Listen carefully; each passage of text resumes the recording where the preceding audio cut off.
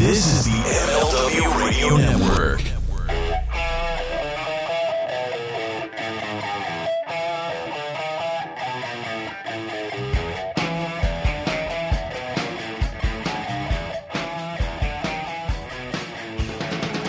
Welcome to the Mind of the Meanie, your weekly peek into the world according to former WWE and ECW wrestler, the Blue Meanie.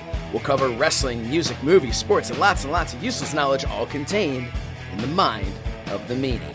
I'm Josh Shernoff, and he is the Blue Meanie. Blue Meanie, how's it going, man? I am very moist right now. Delicious. Yeah. Nah, it's just warm out. Yeah, I had to crack a window.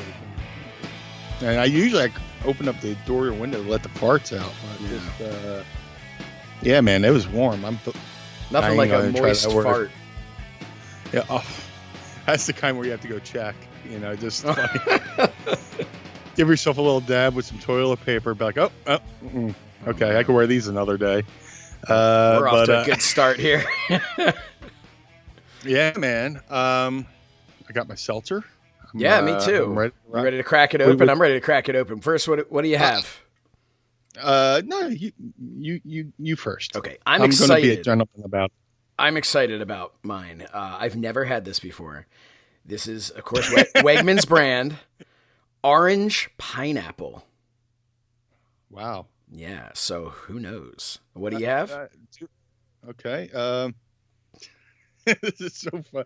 Like, we'll buy seltzers and we'll leave them we have a place where we just put them. But I want to know more about this. I want to know more about this place. Do you have a special seltzer closet? Is this like a wine cellar? Yeah. You have a wine cellar just completely filled with seltzer. That's the dream. It's like our Y2, not Y2J, Y2K basement where we got the seltzer section, the water section. So we just walk in, grab it. But now with the apocalypse, and we basically live in our living room. We keep the seltzer and the water right in front of the TV, so we just go, got another one. So I was making a pot of coffee, and I found this one. I was like, oh shit, I forgot we had this. But and again, major brand here. Breaking news. Deer Park. Oh, white peach ginger. As I hold it up to the camera for your eyes. Ginger. So is that supposed to be on the left there? Is that supposed to be ginger? Is that sliced ginger root or? That's sliced ginger, and that's peach, obviously. As our listenership dwindles as we talk about this. But, yeah. This became it went from a funny thing to let's drag this out a little to really make it like a gimmick on the show to now we legitimately are just interested in each other's seltzers. So it's people are this has gone way too far. Talk about going way too far. I have a lead. Possibly on us getting our own brand of seltzer. Oh man, is this the one? Is this the one you sent me about? Yeah, for the folks at home who don't know this, me and Josh text each other pretty much several times a day. Yeah, think a middle school aged girl and her BFF. That's pretty much what it's like. Passing notes in class, and we're doing each other's nails. Yep.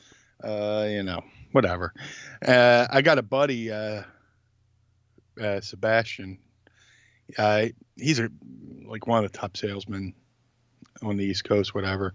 And he bounces back between selling cleaning chemicals and food. But when he was in the food industry, he knew of a company that does labeling for seltzers or something in the seltzer business. So he said he's going to reach out. And there might be a Blue Meanie or Mind of the Meanie seltzer coming down the pike. So a blueberry meanie seltzer, maybe with real meanie berries. Also dipped into every batch. Now, I will tell you though, while that is a hopeful future product, a brand new current product just released over at ProWrestlingTees.com/Mind of the Meanie is the Blueberry Meanie Seltzer t-shirt.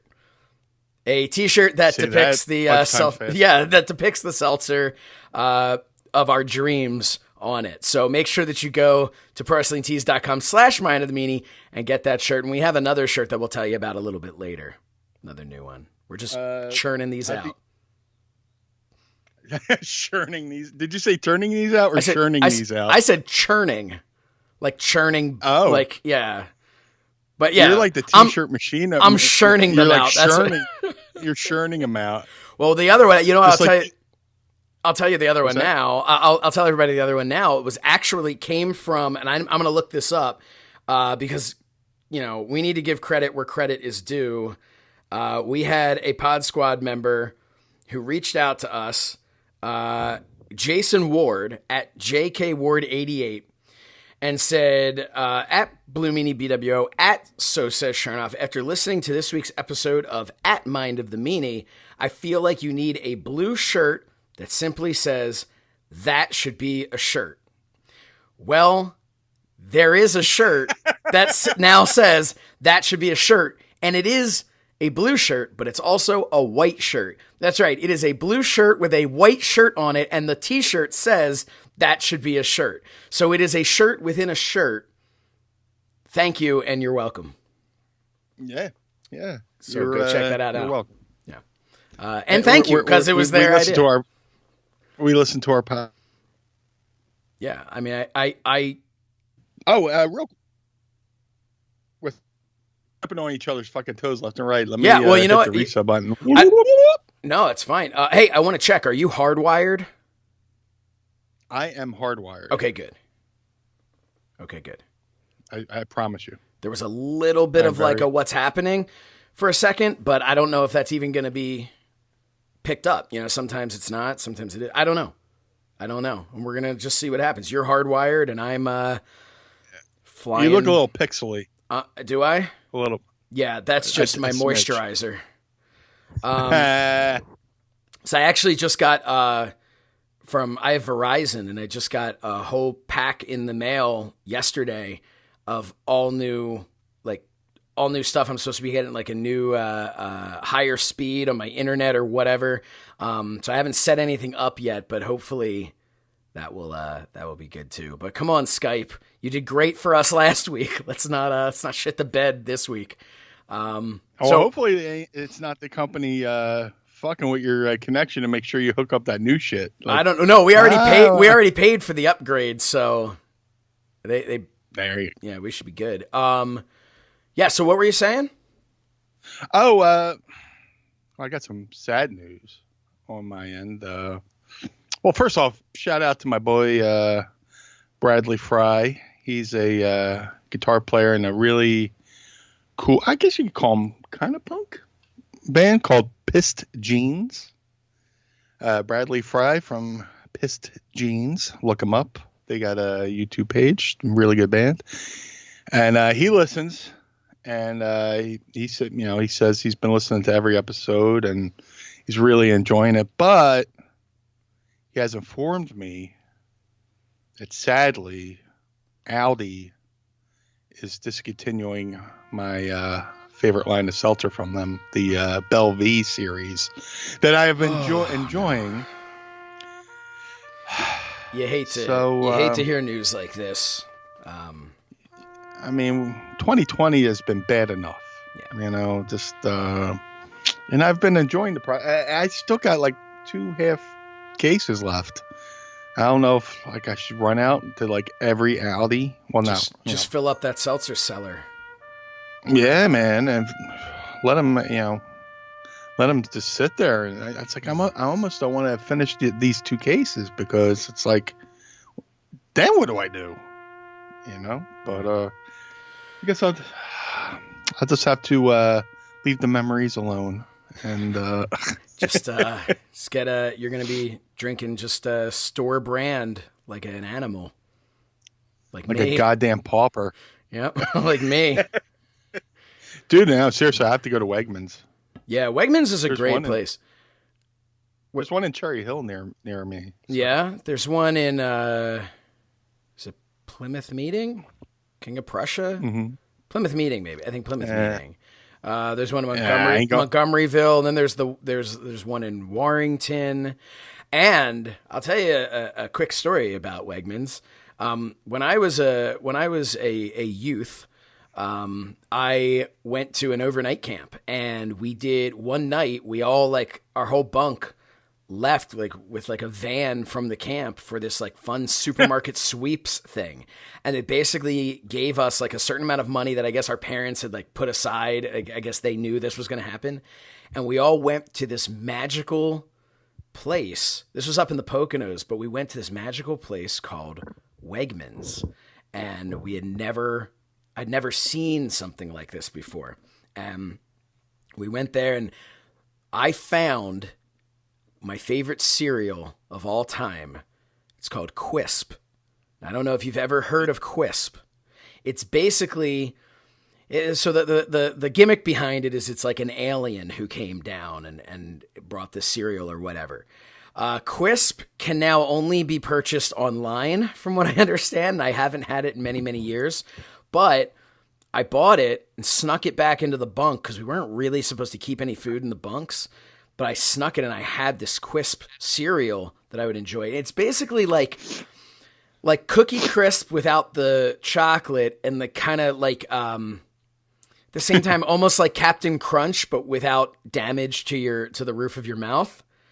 Oh, that's the worst. Yeah, so it's my favorite cereal of all time. I'm not saying there's definitely going to be a T-shirt based off of the Quisp logo with my face, but I'm not saying there isn't.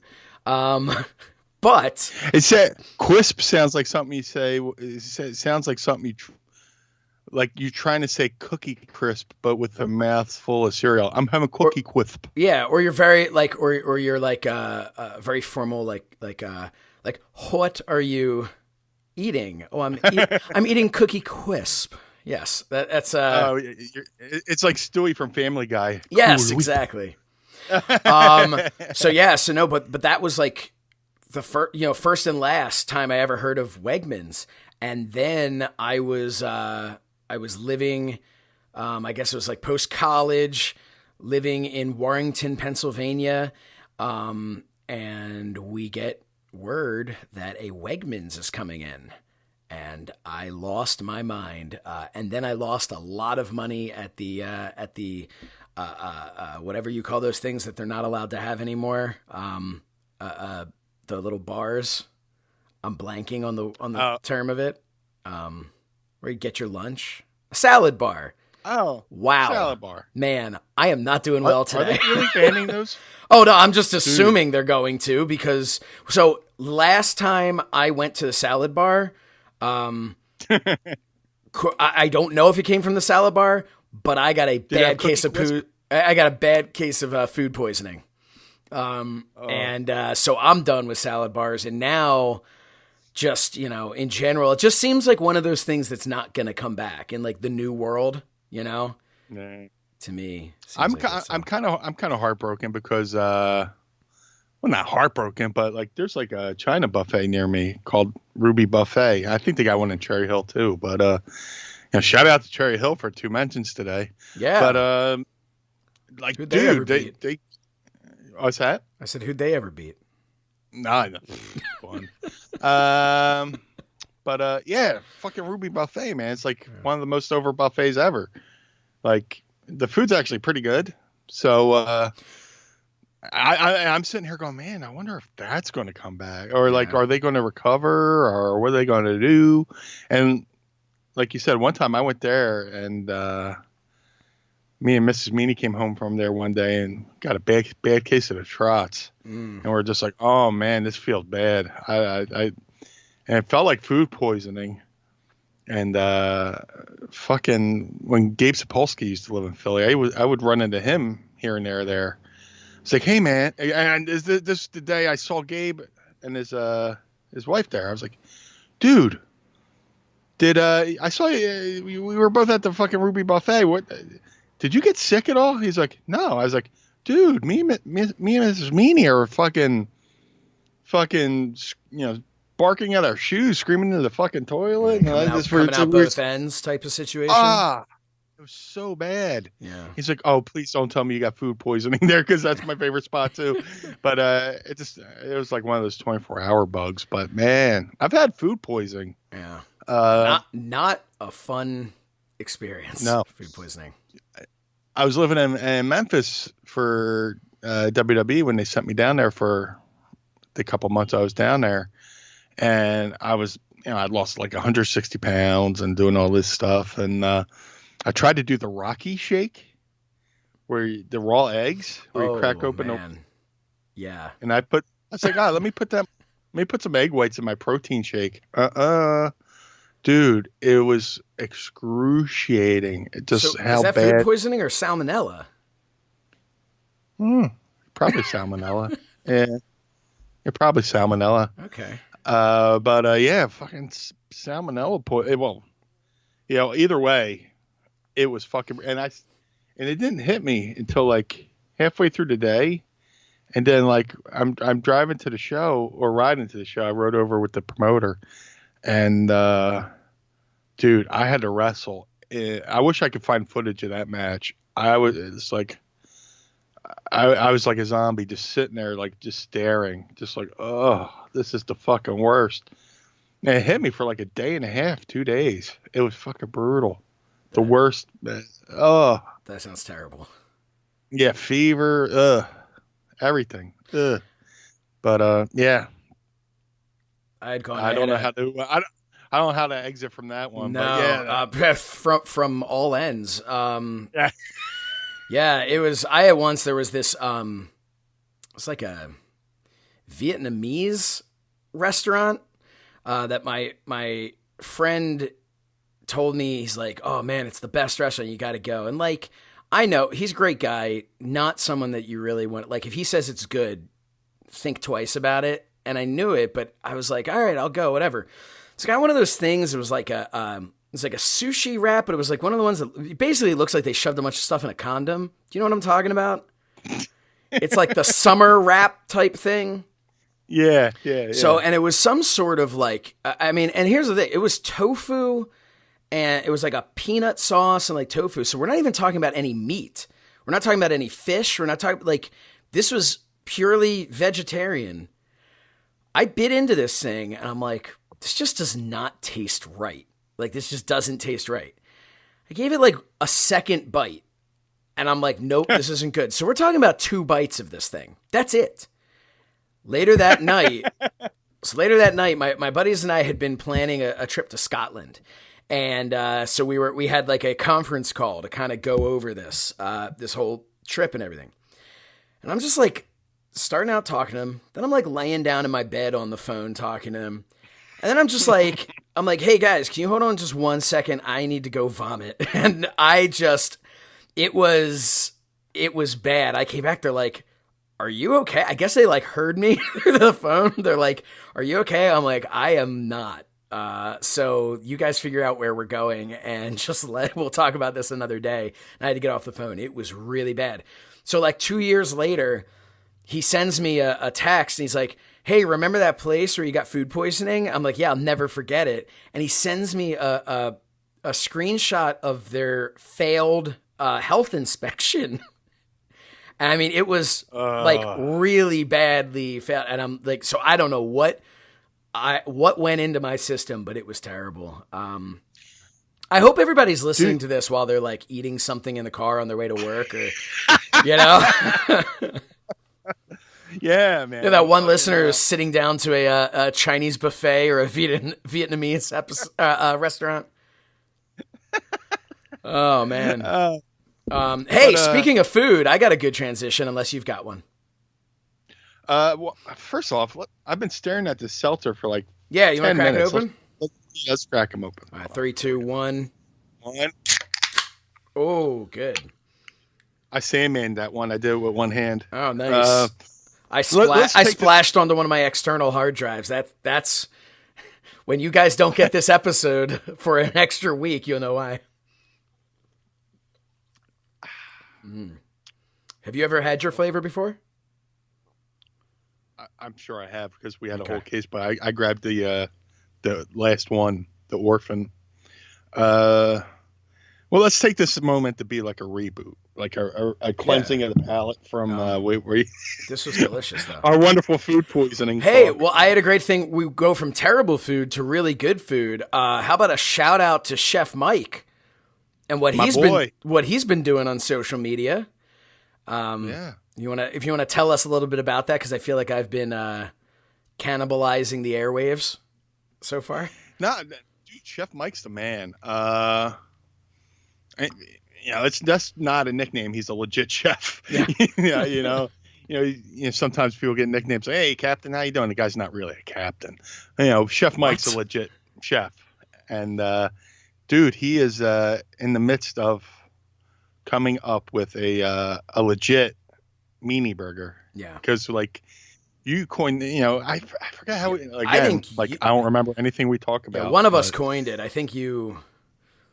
Yeah, I said I wanted to be a face of a franchise. Yeah. Somebody starts a business, and I could be their Ronald McDonald, and we could call it meanie burgers or whatever. But Chef Mike, he took to social media just asking folks, hey, if you're going to have a meanie burger, what would you want on it? And if you want to get in on this, his Twitter is at Chef Mike NYC, because he's up in New York City. Chef Mike at Chef Mike NYC, and dude, he's one of our super fans, man. He's a member. He's pushing, to get this meanie burger done, and I'm just reading the possibilities, and that's the other thing. It sounds amazing. Yes. So two parts of that is, one, he's wearing a meanie burger T-shirt in the picture that he put with this tweet, which is awesome.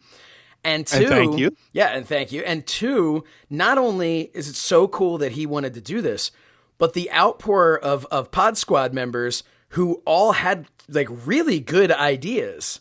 And I was like, this is really awesome. So I will say, I have been a vegetarian for the last year and a half or so. My wife has been a vegetarian since college, and not a vegetarian, a pescatarian. I eat fish. So I haven't eaten.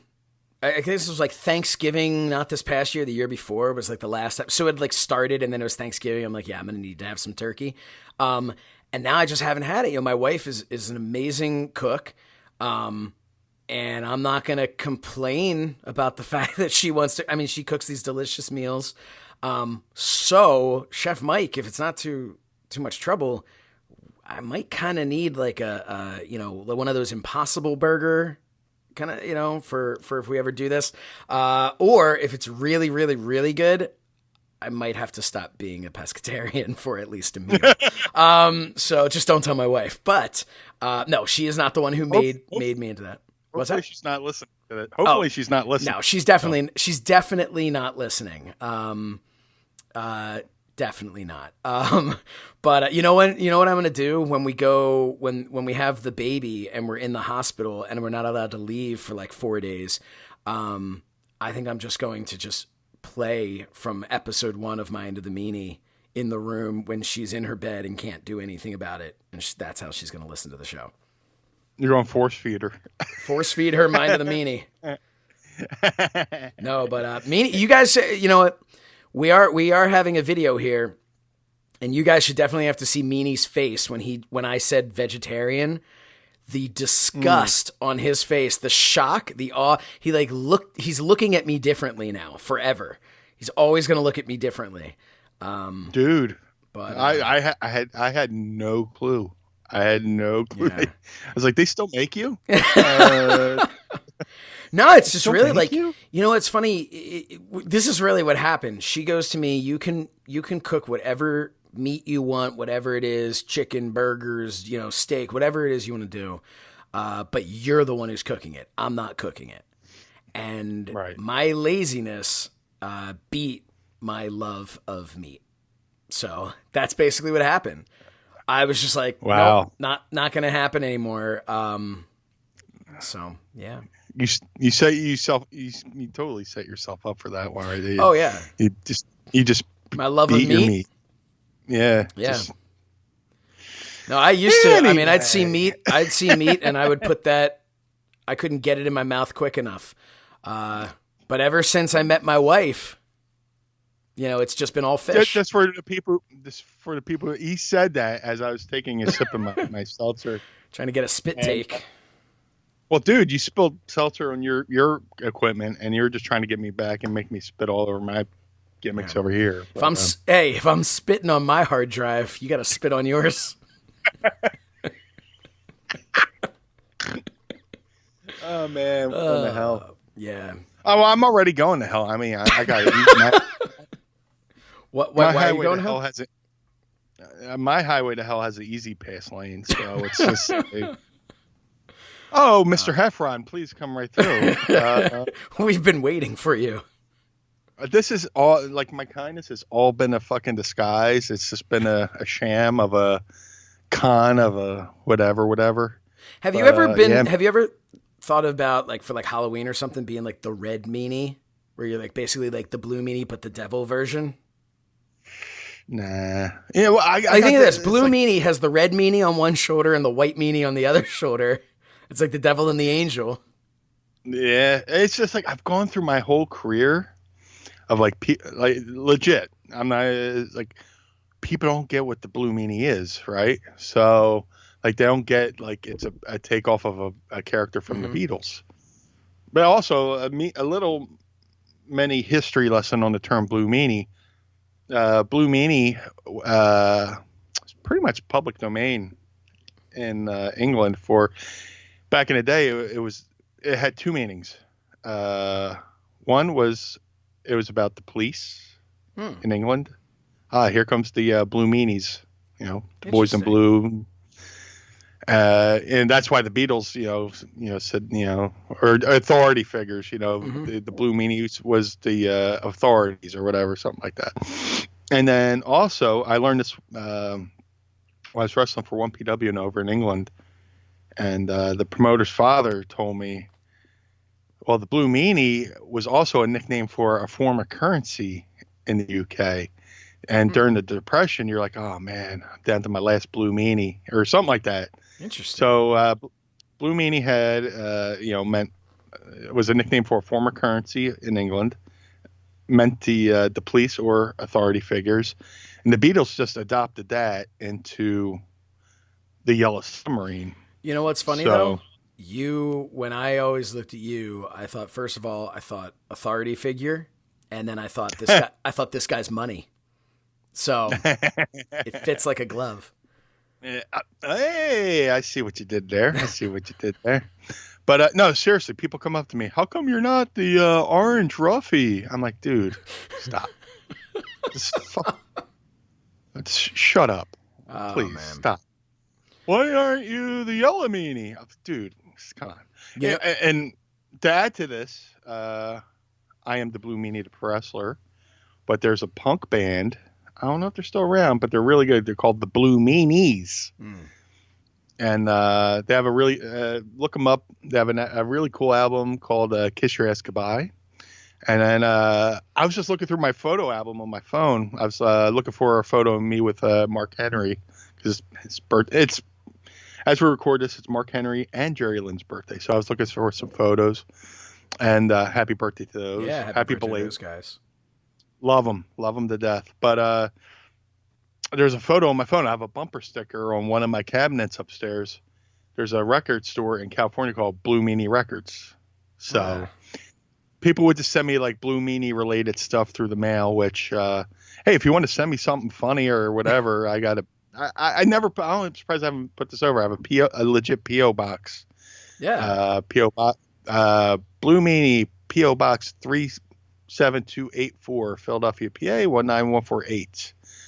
Sometimes people, if you send me something and you want it signed, give me a self-addressed stamped envelope and I will, one item. Don't get greedy. Send me one item. I'll sign it, pop it in your self-addressed stamped envelope and send it right back to you. So that's my That's my little thank you to the fans. I think that's very cool. Hey, speaking of fans, it's old school. Yeah. Speaking of fans and where the Blue Meanie comes from, we have gotten. So last week we asked people to, do us a favor and maybe if they wouldn't mind going to iTunes and leaving a rating and review. And I guess I'll check right now just to see if we've hit it yet. The last time I checked, we were at 49. Yes, we appear to be at 49 ratings, all 5-star. Thank you so much to all 49 of you.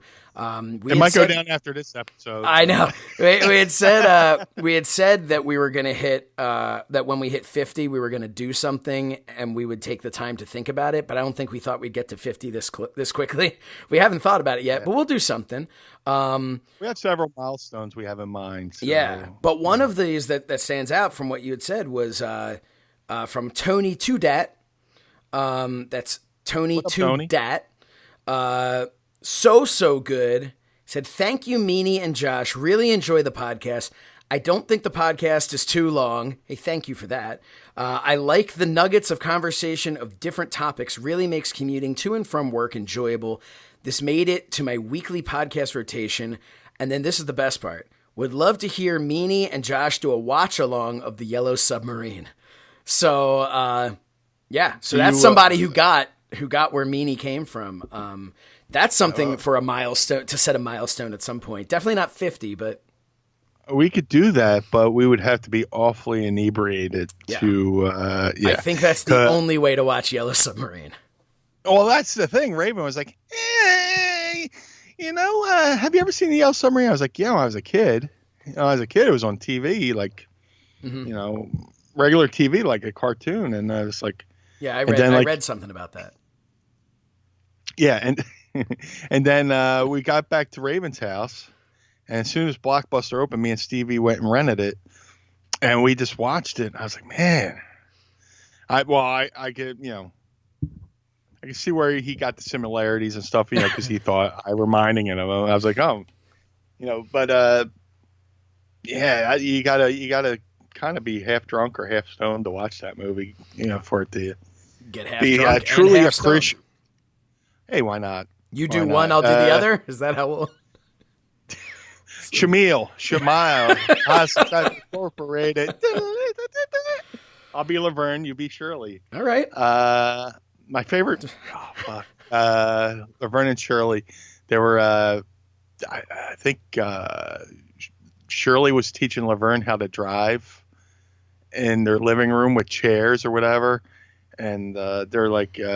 You such a, I'm blowing this story, but they had these cans of groceries, and they're like, oh, you could use this for the brake, you could use that for the gas, and Laverne goes, I'll use the beans for gas. So that always stuck with me. I was a kid watching. I was like, fart joke. That's funny, dude. It doesn't take much to make me laugh. Any kind of potty humor, any kind of just like. Corny shit, like I'll pop like a baby. Hey, speaking of corny shit, no, you know what I'm gonna share on the air right now. No, this is so. See, it was that easy. Yeah.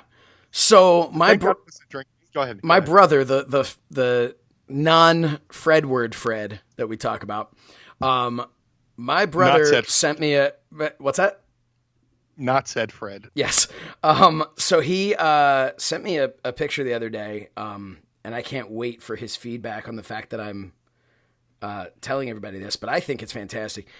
He's living the dream, and what that means is he got himself a special toilet seat. Oh. I don't know exactly like what the name of it was, the brand of it or anything. So he noticed that in his little, we'll call it like a water closet, like in the bathroom where you have the separate. What? Well, that's what they call it sometimes, like a water closet. I've never heard that phrase before. Okay, well, so it's so like hanging out my water closet. if you go into a bathroom And then it's like an in-home like stall. You know what I mean? Like the bathroom, you've got your sink, you've got your shower, but some bathrooms have like a separate like door into just the toilet in there. Really? Yeah. It's called a water closet. Well, anyway, so he was sitting in there at one point and thinking to himself, you know, I mean, and this is something he's talked about for years, and I agree wholeheartedly. So I'm not throwing him under the bus here because I'm jealous of this. No. But thinking about having a toilet seat that cleans you, like not quite a bidet, but like a bidet-esque seat. You know what I mean? That shoots water to clean you. And he's like, but you got to plug it in. You have to plug this in. And my friend Calvin had been, I want to say he was in China and was in a hotel that had one, and just told me yesterday, which is very disappointing, that he only pressed the button to open the seat and close the seat on its own. He never used the water, which I'm like, why wouldn't you? Like what? Like, why wouldn't you do that? So Calvin, what are you doing? Is he okay? Yeah, and don't worry, I got a Calvin thing to talk about in a little bit too that has to do with our show. So my brother realized that he could actually, there was an outlet by his wife's sink on the other side of the wall. And so he's pretty handy, and he realized I can cut a hole in here and I can run an outlet. So long story short, he did that and he got that seat, and he is living the dream now. He said it's a heated seat, but he lives in Florida, so there's really no reason for him to have a heated seat. Right. But he said it's like, there's like apparently like different nozzles, like 1 through 5 of the strength. And he tried at a number 5 and quickly realized he needed to go back to number 1 to get himself ready for this. I would need a number 6, which is the strength of a fire hose. Well, when I could have like the cherry pie video fire hose to when he's telling me this, render me clean. I'm just thinking about you when he was telling this to me. And so he's doing this. And my one concern, and this is a true concern for this, is let's say one time you go in, you're using this. Now you've got like this little, like, so he said it's like this little thing that comes like in and out that shoots it. So it's like moving in. I'm sold already. Yeah, it's moving in and out of your, you know, but I said, so what happens if one time you sit a little bit further back, you got some low-hanging fruit that day, right? And you put it on number 5 and you blast yourself you blast yourself in the balls. You're like Ali on a speed bag, just like yeah. To me, that's a fear that some people, but some people pay for that. I mean, yeah, hey, you know. But yeah. So Fred, a formal congratulations. Let us know how it goes, and this might be. I'm envious.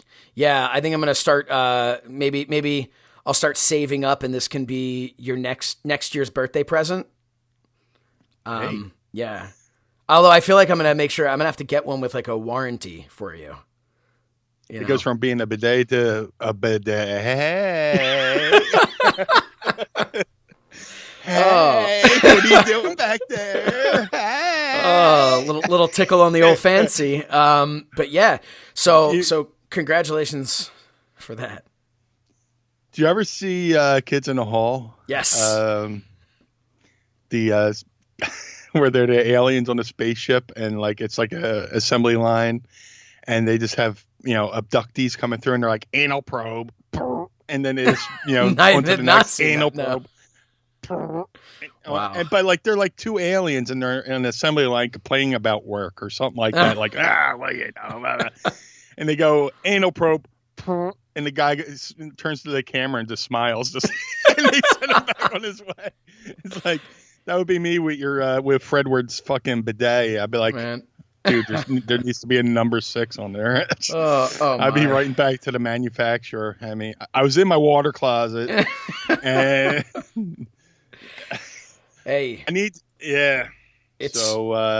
I've heard a bidet and a colonic all at once. And then I guess what you can do after you're done cleaning, maybe I don't know if you can like point it downward and then just shoot down to help the toilet do what it needs to do. But hey, I said I had no lie. I said I had something to say about Calvin. Finish what you have to say about the toilet. No, my toilet sucks, right? So, early morning I get up, I do my ablutions, and sometimes, or sometimes after my second cup of coffee, I have to, go to the office and do some business. Yeah. I have to go see a man about a horse. I have to play gecko. Drop the kids off at the pool. I play gecko. I grow a tail and I break it off. And then sometimes I go to flush and it doesn't go down. It's like, oh man, there's not enough water pressure. It's like just like a dragon tail whipping around in the fucking. It's just like Game of Thrones. It's like. I legit, because we have a detachable shower head, I have to take the shower head, and there's a certain water thing where you go from normal shower to like water pick, like where it's like I use it to I like to brush my teeth in the shower, so I'll be brushing my teeth and I'll turn it on the water. It's like a water pick. And I like do that to get all the loose shit out from in between my teeth.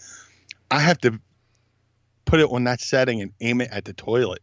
Just to fucking call in the reserves. Break up the... Yeah, it's like the second wave of troops just trying to give that toilet some extra water pressure. It's just like, and Tracy plays the game. Tracy, Mrs. Meanie's in the fucking bedroom playing the game of shower or toilet. And it's just like, I'm just standing there I'm standing there like a schmo filling up his car with gasoline, It's like I'm holding it like a gas pump. Aimed at the fucking toilet. I'm just like, oh, it's Tuesday. And then, just gotta fucking let it go. And I hit the flusher. I just make sure I have to stare at it to make sure it goes down or, it just gets the hose again. And then I have a certain way I have to turn it off and then turn it upside down so it doesn't like squirt all over the bathroom and then put it back in the shower and put it back to the setting that Mrs. Meanie likes or, she'd be like, why did you put it back on the setting?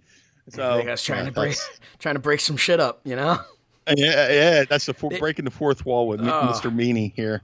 Man, I have an old toilet upstairs. We've never my wife and I our house was built in like the 80s and our upstairs is kind of like we've gotten through the kids' rooms and we've worked on stuff downstairs and we've been updating the house, but our room we've always been like that's just going to be the last thing that we do.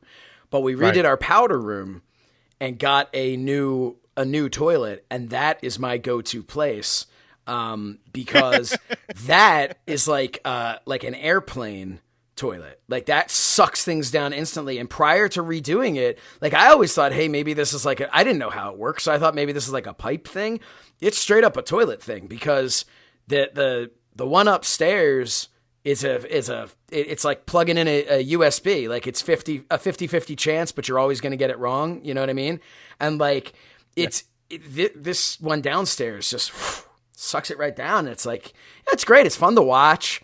It makes you feel good knowing that it's gone. You feel accomplished. Yeah. Yeah. Hey, speaking of Alakazam,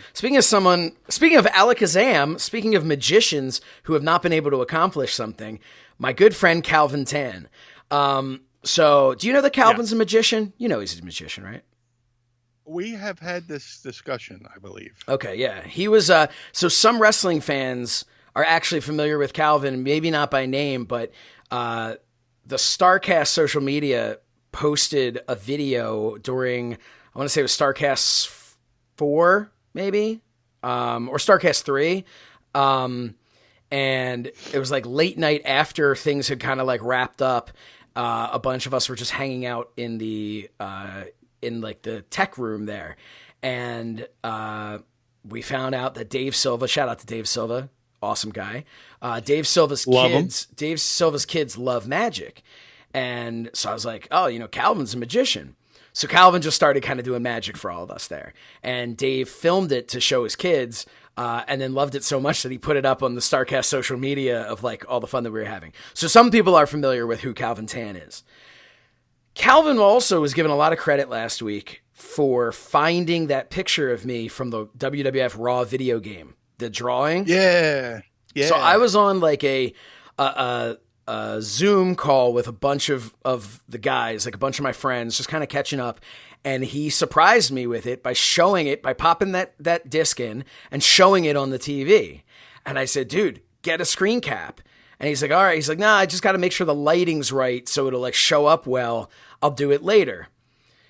Right. Took it out of the TV, everything like that. So we talked about it on the podcast. I shot him a message and said, hey, man, I want to post this on social media. We talked about it on the show. Did you take that picture yet? If you can get it by Monday when the show airs, I'd love to be able to put it out on social media. He tells me as soon as he got off the Zoom call, he tried to put it back in and it froze at like the start menu. And then, so he's been working on this, like not nonstop. He's just every day he kept like popping in and it was freezing. So then he like looked up something about how you can use like a cooking banana to like rub on your disc or something to make it not skip. So he yesterday told me that he actually just went out and got a cooking banana. So as of this, which first of all, I'm sorry, I didn't know there was a such thing as a cooking banana. I thought there were bananas. I'm learning so many fucking phrases today between water closet and cooking banana. Yes. That like I feel stupid. I feel like I'm 47 years old and you're saying words to me that I didn't know were like two words you could put together, like, you know, like pussyfoot or, you know, just water closet. So I was giving it to my wife in the old water closet with my cooking banana. But no, so hopefully by the time you're hearing this, we will be able to post a picture of this. But man, just the saga continues, and it was such a tease to me because I finally got to see it, and I felt this vindication, like because it had been so many years that I almost felt like maybe this was like a dream that I made up, and this wasn't real. And now I just can't see it again. I'm like, I wish I would have taken like a screen cap on Zoom, but. Yeah, so eventually he'll get it. But hey, anybody else listening, if you have the WWF Raw game and you can go to page 3 of the Create a Wrestler, there is a guy wearing a hat and a white T-shirt. Just take a picture of him, please, and send it over to us. There's got to be some gamers out there that have this and do this. Well, there's got to be. My brother got like an Xbox simulator or something, and then he was going to download the game, and he said it just kept bringing him to all these like weird sites, and he was like, "This is going to destroy my computer," so he didn't. But yeah, there's got to be a gamer out there. There has to be. There has to be a wrestling fan gamer out there who either still has the original thing or has like a modified whatever on the computer through the interweb tubes, because I don't really know how any of this stuff works. Yeah, I don't know. So that's your story with the video game is kind of like my story, and they both center around Bill Apter, where Bill Apter told the story of the ice cream kid, and then he was doing the photo shoot in Atlantic City. I ran into him. Long story short, I wound up being his assistant for the day. He took me to dinner or lunch afterwards. The only place there was this ice cream shop, and like he fucking. Treated me to ice cream, went back to New York, handed in the receipt. They're like, there was no kid. There was no kid with the, you just want us to pay for your ice cream.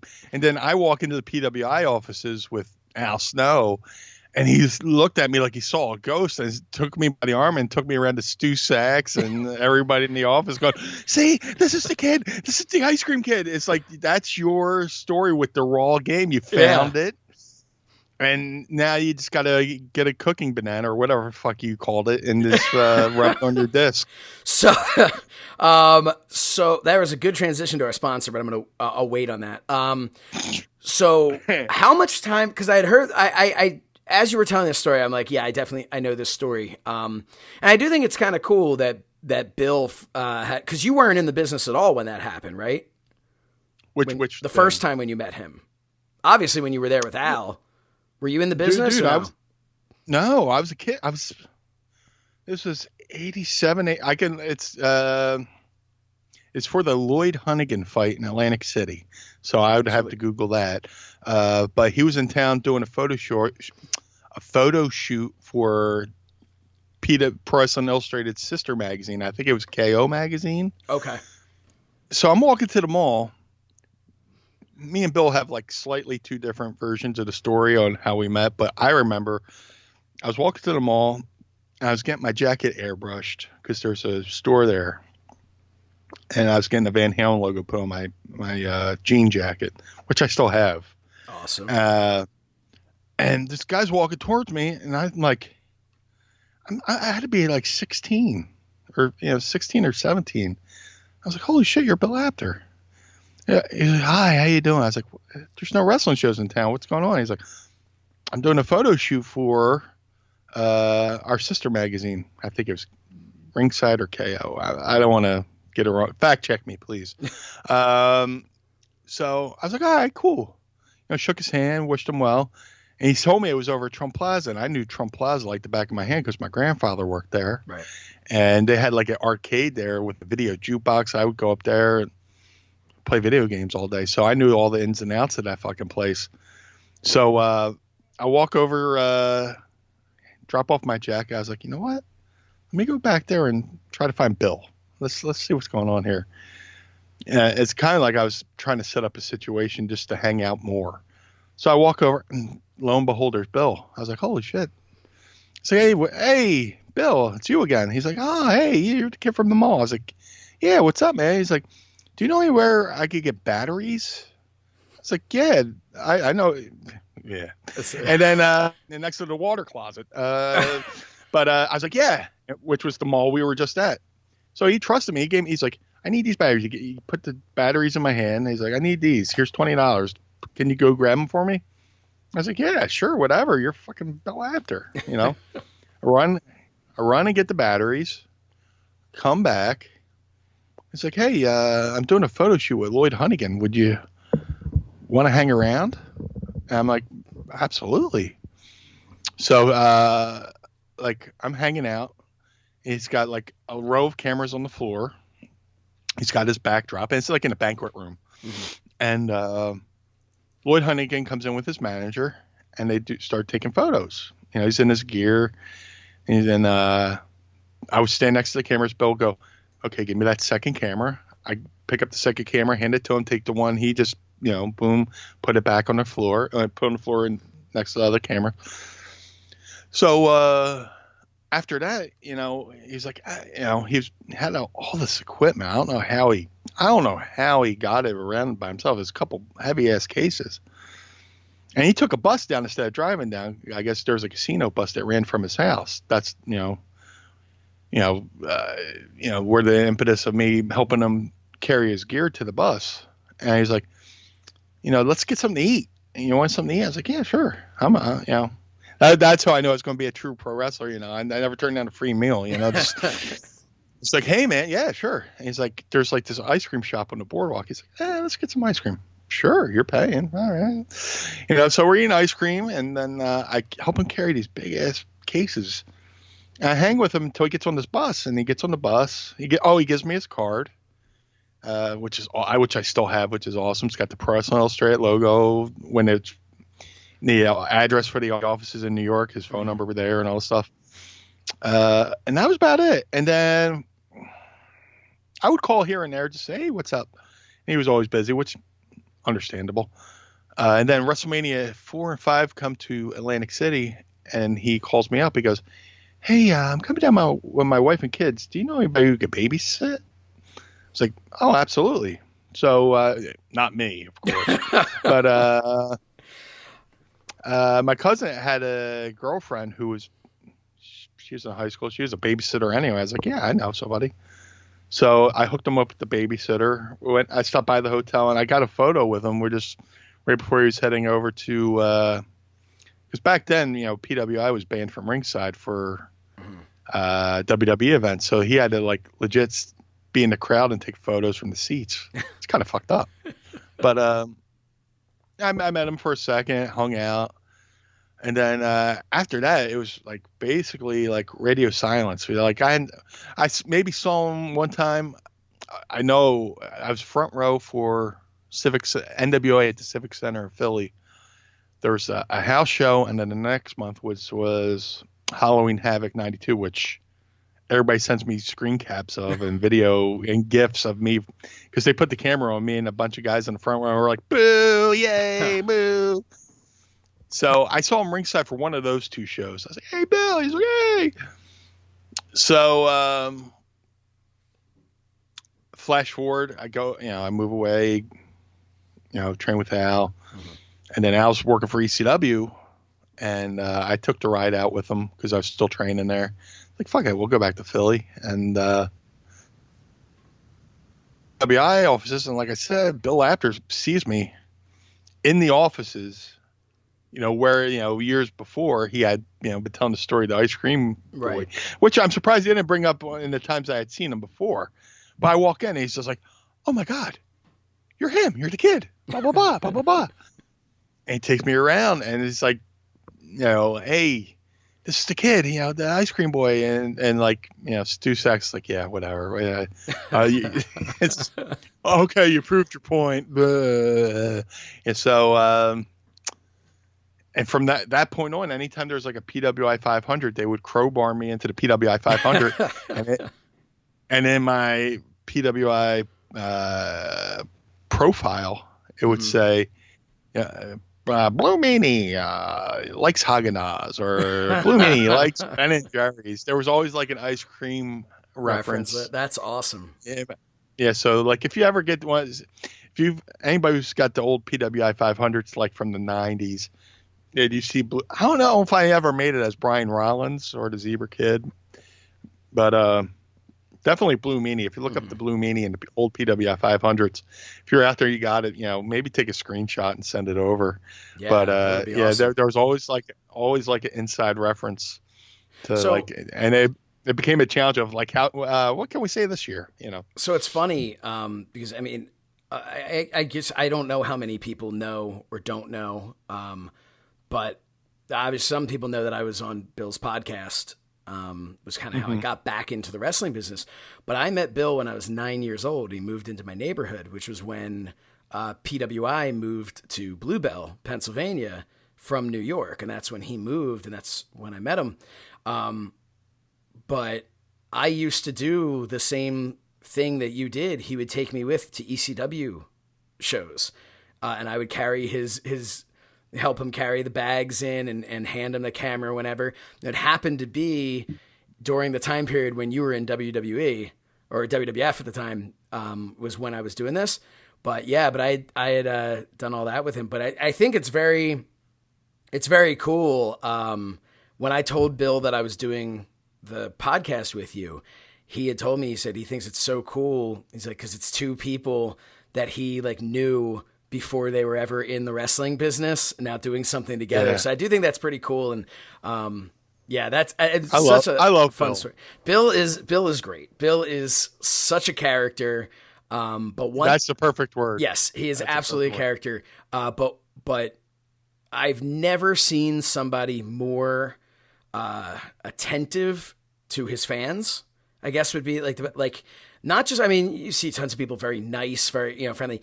He is very, he makes sure that the people who stop to meet him leave remembering that they had a really good time meeting him. Like he really takes the time. He always asks what their name is. He always wants, which I've tried to learn from that because I'm terrible with names.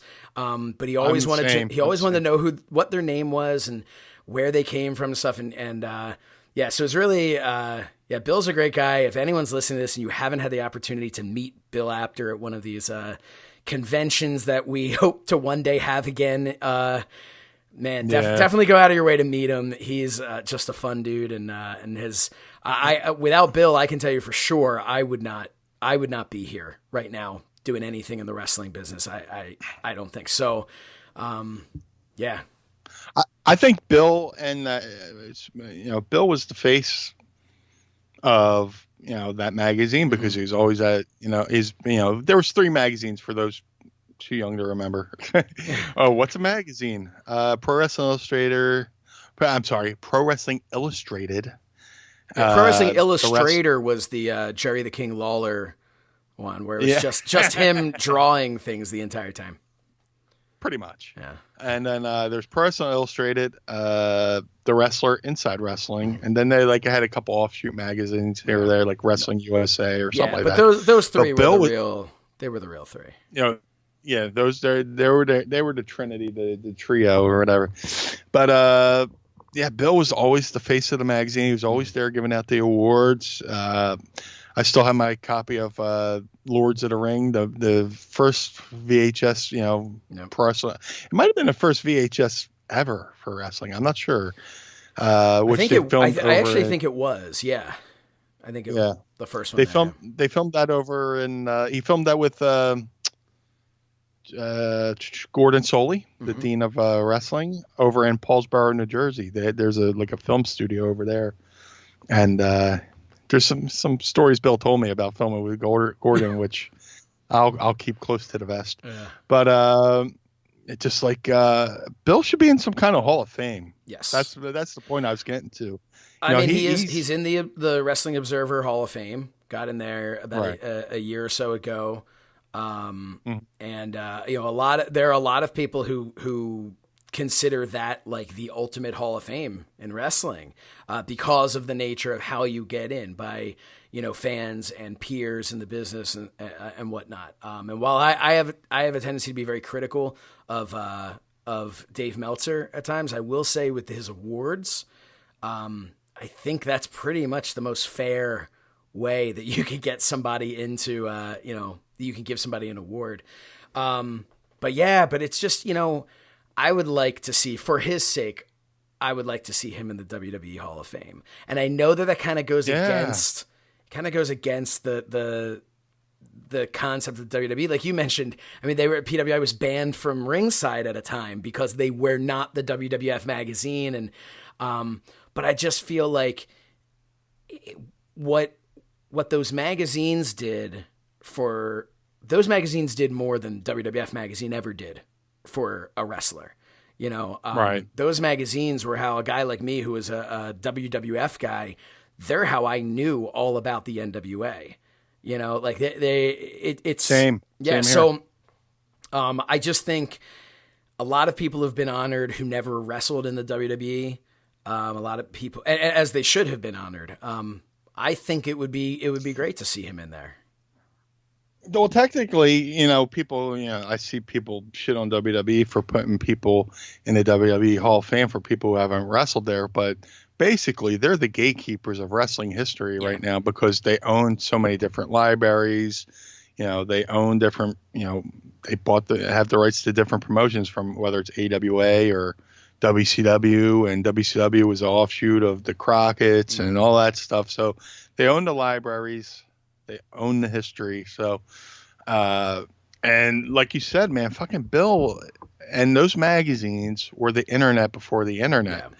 And I could dude, there's no bigger thrill for me as a kid in Atlantic City, leaving my house and walking to the newsstand, which was like maybe like a mile from my house. And I had my set plan of how I was going to walk there. I'd walk there, go there, and then I think it's still there, which is weird. Every time I get nostalgic and I pass by it, and I go there and I would just look at all the wrestling magazines. Some people are into comic books. I was in the wrestling magazines.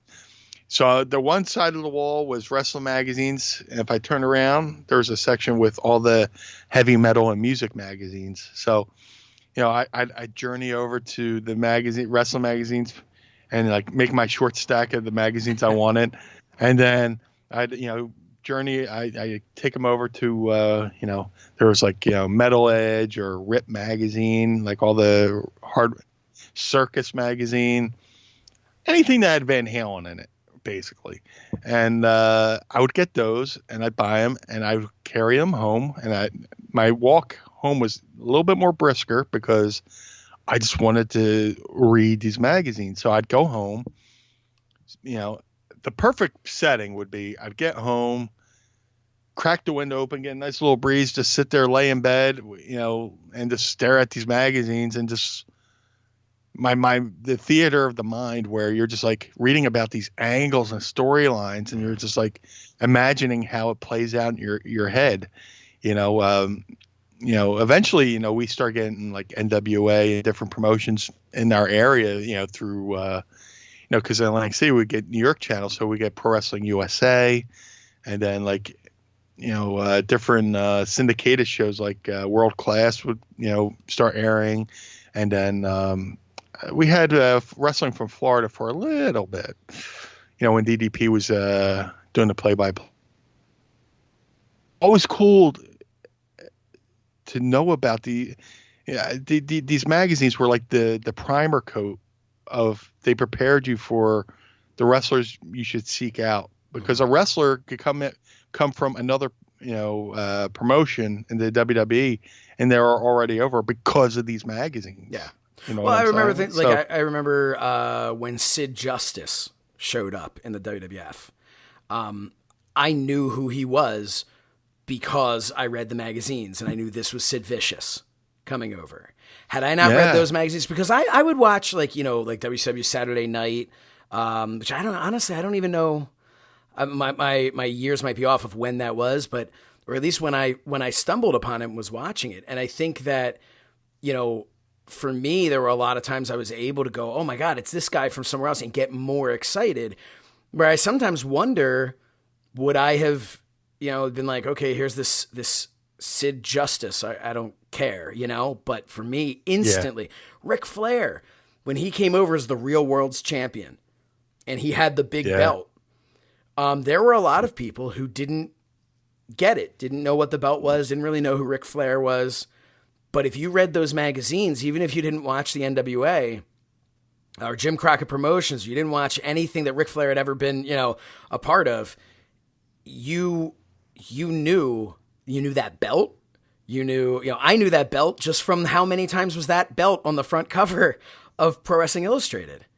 Absolutely. So to see that, and of course, and Ric Flair 9 times out of 10 was the one holding it, but to see that, you instantly knew what was going on. And I think the WWF, I can't, they obviously didn't care for that. They had their own publication. They wanted to control their own narrative, which, is fine. And I understand that. And I love the WWF magazine, but I do think that maybe they were a little short-sighted at times with understanding just how important those other magazines were to letting you know what else was going on in the business, so you could get excited about this, so you could have ready-made stars coming in.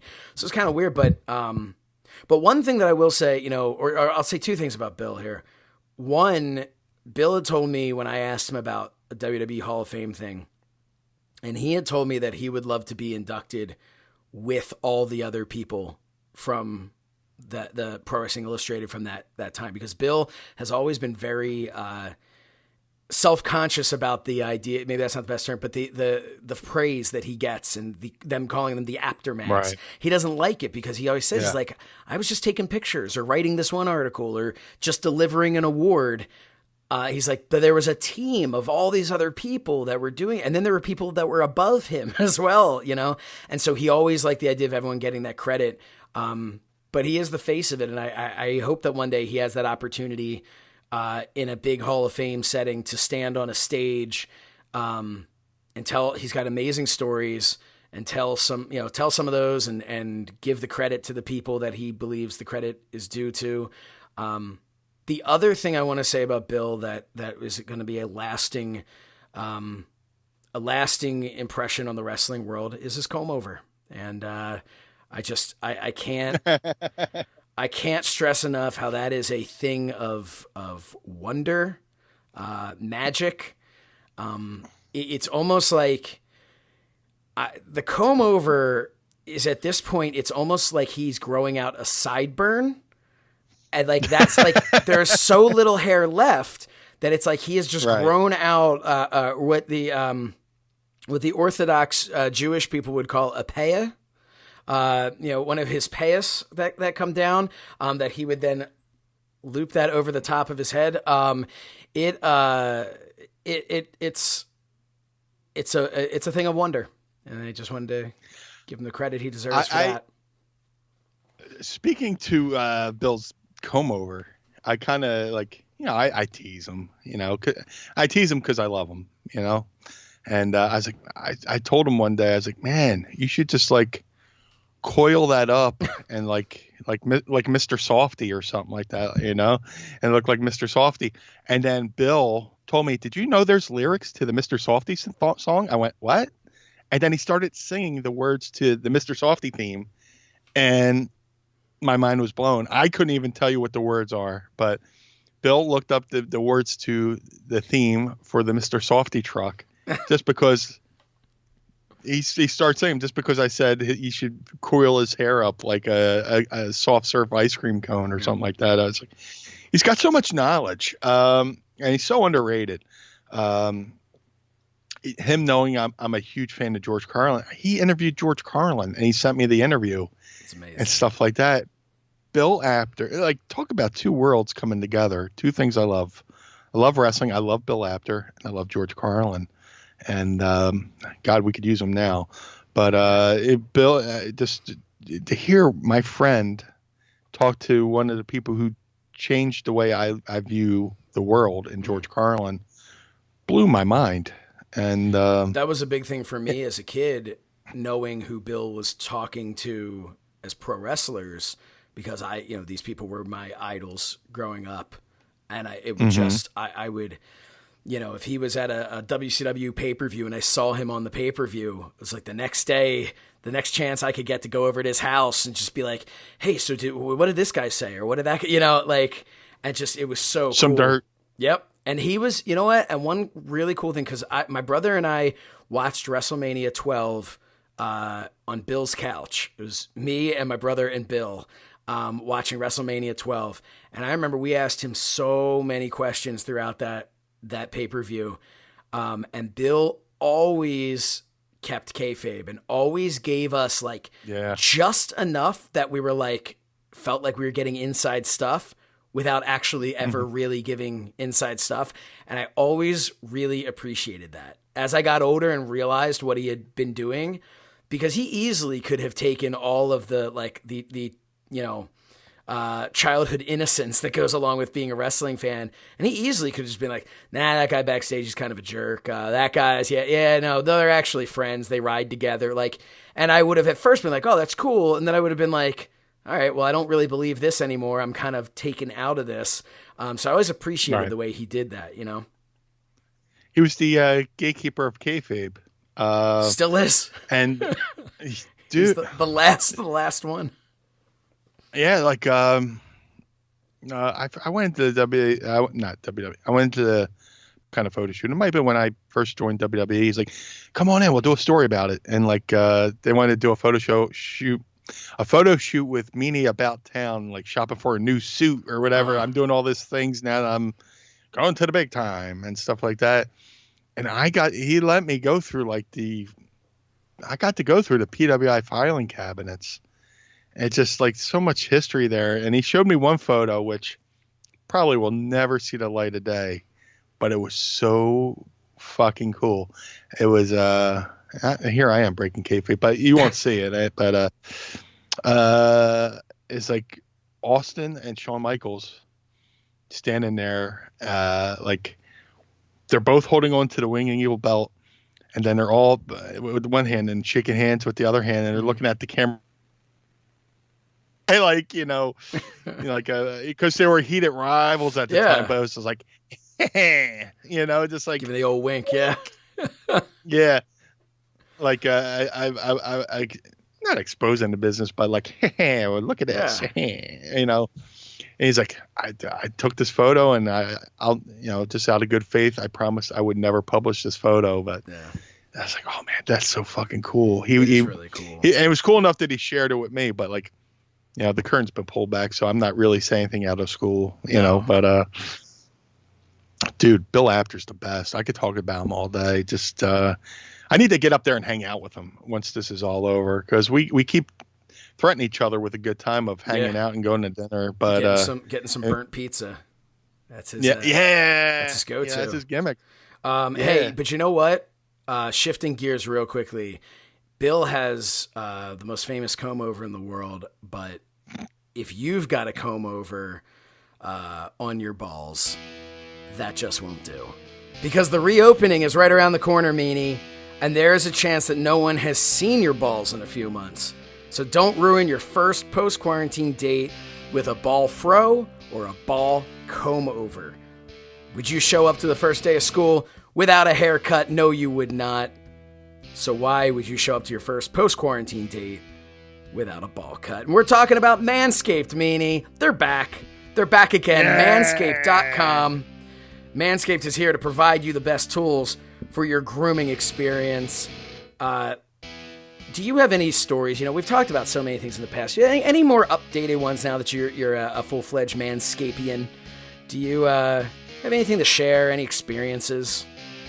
Oh, man, there's just like nothing more embarrassing than, showing up for your date, and it's just like, it looks like you got a koala bear peeking through the bushes, and and nothing worse than when your date goes, oh, that's cute, and so, we're talking about using the bidet earlier. I mean, you don't want to, walk away with the soggy bush. No. Just, you gotta trim those hedges. You gotta trim down that coif, or whichever you call it, But yeah, man, you don't want to be retro. You got to keep that, you got to keep your tools up to date. People go, people go, oh, Meanie, big guy. I was like, yeah, when you got tools like mine, you got to keep a shed over them. So you got to go through your shed. You got to keep your tools up to date. You got to keep them neat, clean, precise, and that's what Manscaped does. Manscaped has made the tools for your tools so you can have more confidence, you can perform better, and you can just, say, hey, check this out. Hey, we talked about, we talked. You can just put your foot up on the thing like Captain Morgan and be like, hey, ladies, how you doing? Just, with a neat playing field, so to speak. So yeah, we talked about the haircut. We talked about the haircut, first day of school. Why do you get a fresh haircut? Because you feel like $1 million when you walk into a room with a fresh haircut. You want to do that. Hey, if you have a house and you have a yard, do you just let that thing overgrow? No, you have to have a little bit of respect. You go out there and you mow that lawn. And that's why for your balls, you need the Lawnmower 3.0. It is the best hygiene tool for your family jewels. Because of their ceramic blade and skin-safe technology, your snags will be reduced while preparing yourself for post-quarantine life. Manscaped is forever changing the grooming game with their Perfect Package 3.0 Essentials Kit. So let's talk a little bit about what's in that kit, Meanie. Perfect Package 3.0 comes with the new and improved Lawnmower 3.0 water-resistant cordless body trimmer, performance boxer briefs, which are comfortable as all get up, and a travel bag for use when you're done with this quarantine. Maybe you're a wrestler on the road, or maybe you're just going over to spend the night at someone's house. No reason you can't show up with a little baggie. And guess what? It says Manscaped right there. So you show up with that bag to a significant other's house for an overnight. They're going to see that. They're going to go, yep, we're good. I know we're good. The Perfect Package 3.0 also comes with the crop preserver, not the crop perverter, the crop preserver and the crop reviver. The Crop Preserver is anti-chafing ball deodorant, which ensures that your afternoon stroll doesn't end with your balls sticking to your leg. And the Crop Reviver is a spray-on toner for your balls. It's made with soothing aloe and witch hazel extracts that will give your balls a boost. Subscribers to the Peak Hygiene Plan get a new replacement blade refill for your lawnmower trimmer delivered to your door every 3 months, making sure your trimmer stays fresh and clean. And if your trimmer is fresh and clean, Meanie, you know what else is fresh and clean? Your balls. The light at the end of the tunnel is here, fellas. Treat yourself for making it through quarantine with the Lawnmower 3.0 and get 20% off plus free shipping with the promo code MEANIE at manscaped.com. That's right, promo code MEANIE to save 20% and get free shipping. There is no excuse to be looking at your balls without thinking of the Blue Meanie. So go right now, get 20% off and free shipping with the code MEANIE at manscaped.com. That's 20% off with free shipping at manscaped.com and use promo code MEANIE. Your first date will thank you. And we thank Manscaped for sponsoring The Mind of the Meanie. Yeah, dude. It's like I said, the world is weird right now, and finances might be a little bit tight, but for the fact that Manscaped is sponsoring The Mind and the Meanie means so much. And I've definitely got to take them up on their products because I'm doing a lot of sitting around, and I need a lot of freshening up. Yes. There's that Reviver. We got to send that Reviver over to you. It's like when you see those cities where nature takes over the city because it's just an abandoned city. And what's that city in middle Pennsylvania where there's a Chernobyl? Oh no, God, Chernobyl's not in Pennsylvania, man. Wow. No, the heck's it called? I'm thinking like Chernobyl, 3 Mile Island. I'm thinking of like all those types of places. Where in Pennsylvania? What the hell's it called? Yeah, there's like maybe 2 residents left, and like my friend rides through there with his bike, and nature has totally taken over everything. You know what? Calvin he went there like a year ago and took a bunch of pictures. Yeah, he'll tell us what it is when he's done rubbing his banana on his disc.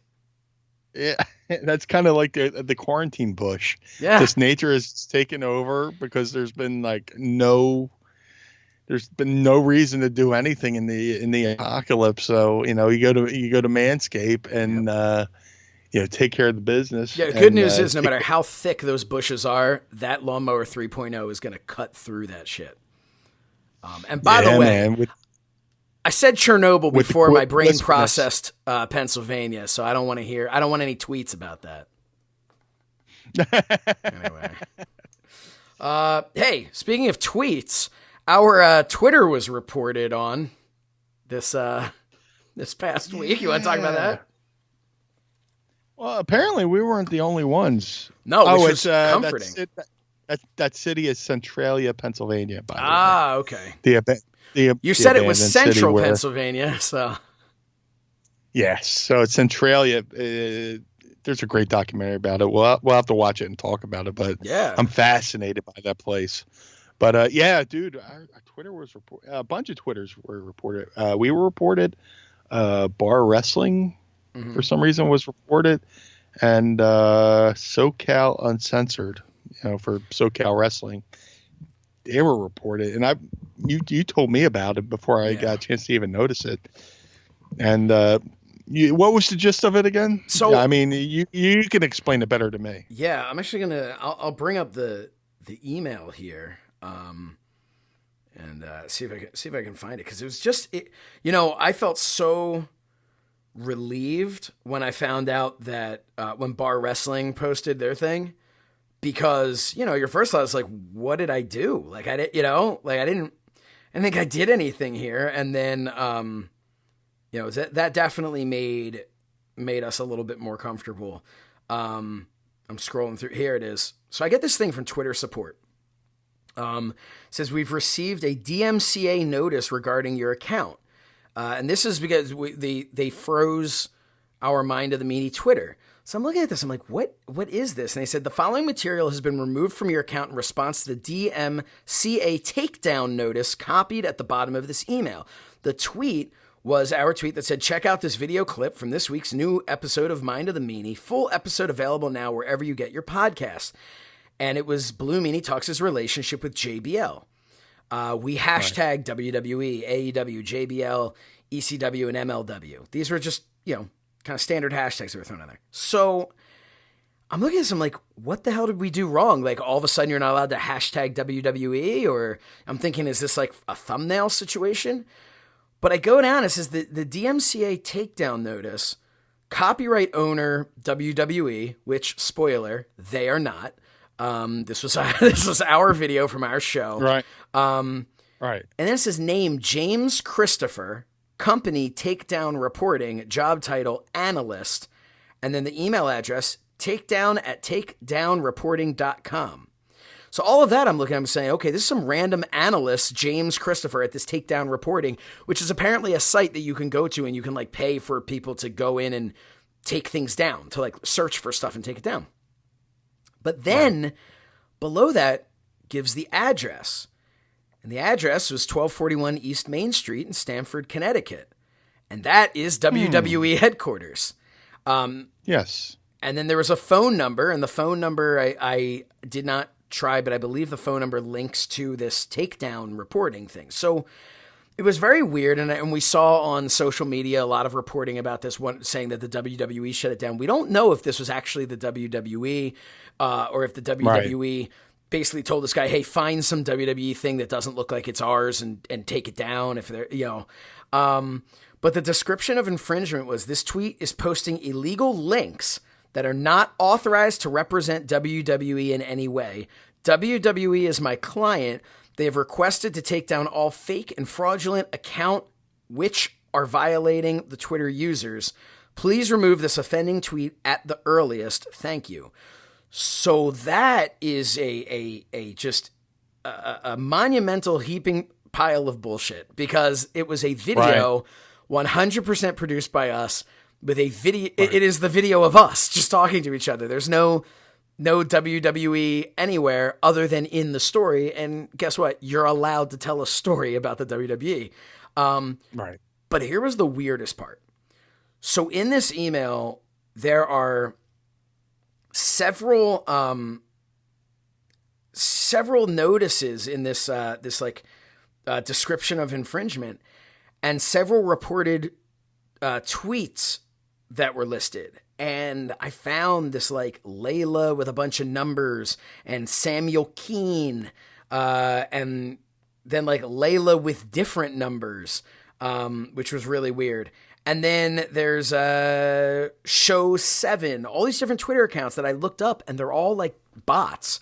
They have zero followers. They're following zero people. They were created June 2020. So it's so weird. And then the cherry on top of all of this BS was the link to the original work that they showed as proof to Twitter that this was originally from the WWE. The link is www.wwe.com. Not like straight up the WWE homepage of their website. Not like a link, which obviously there's no reason our video would be on there. The whole thing was ridiculous, and I've chalked it up to somebody just kind of screwing up, or or like a bot of their own trying to go through and collect things, and maybe it just thought it was a video. I don't know, but to remove Bar Wrestling, which again, their video was 100% theirs, had nothing to do with WWE, except it had some talent on there that has since gone to WWE, but you're still allowed to share. I mean, that's their video from before the talent was there. So it's very, very confusing. But yeah, that's the history lesson. I could think. The only thing that makes me think is just like somebody is a slow day and somebody had to meet their quota. Yeah. And just said, oh, there you go. Or just, if there's like a traffic violation, people rarely report or rarely enforce. But hey, the township or the city's got to, make a couple extra bucks. Well, that's a violation. Like in South Philly, you could park on the sidewalk. Or parking wherever. It's like a free for all parking wise. Mm-hmm. And we live on these small streets where it's like you can park half on the curb, because if you don't, the slightest, fast, can, so many people have lost their fucking driver's side mirrors because, people driving down the street. So if people park half on the curb, they don't write tickets for that. So, but in the pinch, if they wanted to enforce it, shit, we need a couple extra bucks. Yep. So they can enforce that. That's what I'm thinking. This person couldn't find any real violations, so they just went through the thing. Okay, check that, and violations, and we get reported for something that we did no such violations other than just mentioning WWE. And like I said, because I am an alumni from WWE, and you were telling a story about something that happened that ironically or coincidentally, and it's not irony, but coincidentally, the JBL incident, as we can call it, also known as the Nova Screwjob, the JBL incident happened as we're recording this on June 12th, happened 15 years ago today. And since we're always punctual. Yeah. So this is like the first. Yeah, I'm so glad that we were able to. Yeah, since we were so punctual, that we came early. And, that's a different sponsor. To fix that. Next week. Yeah. But, yeah, so that's 15 years ago. And it's amazing that people are still talking about it. And we put up the clip, and people like responded to the clip of like, this one guy was like, are you complaining that people are talking about it and you're talking about people complaining, talking about it?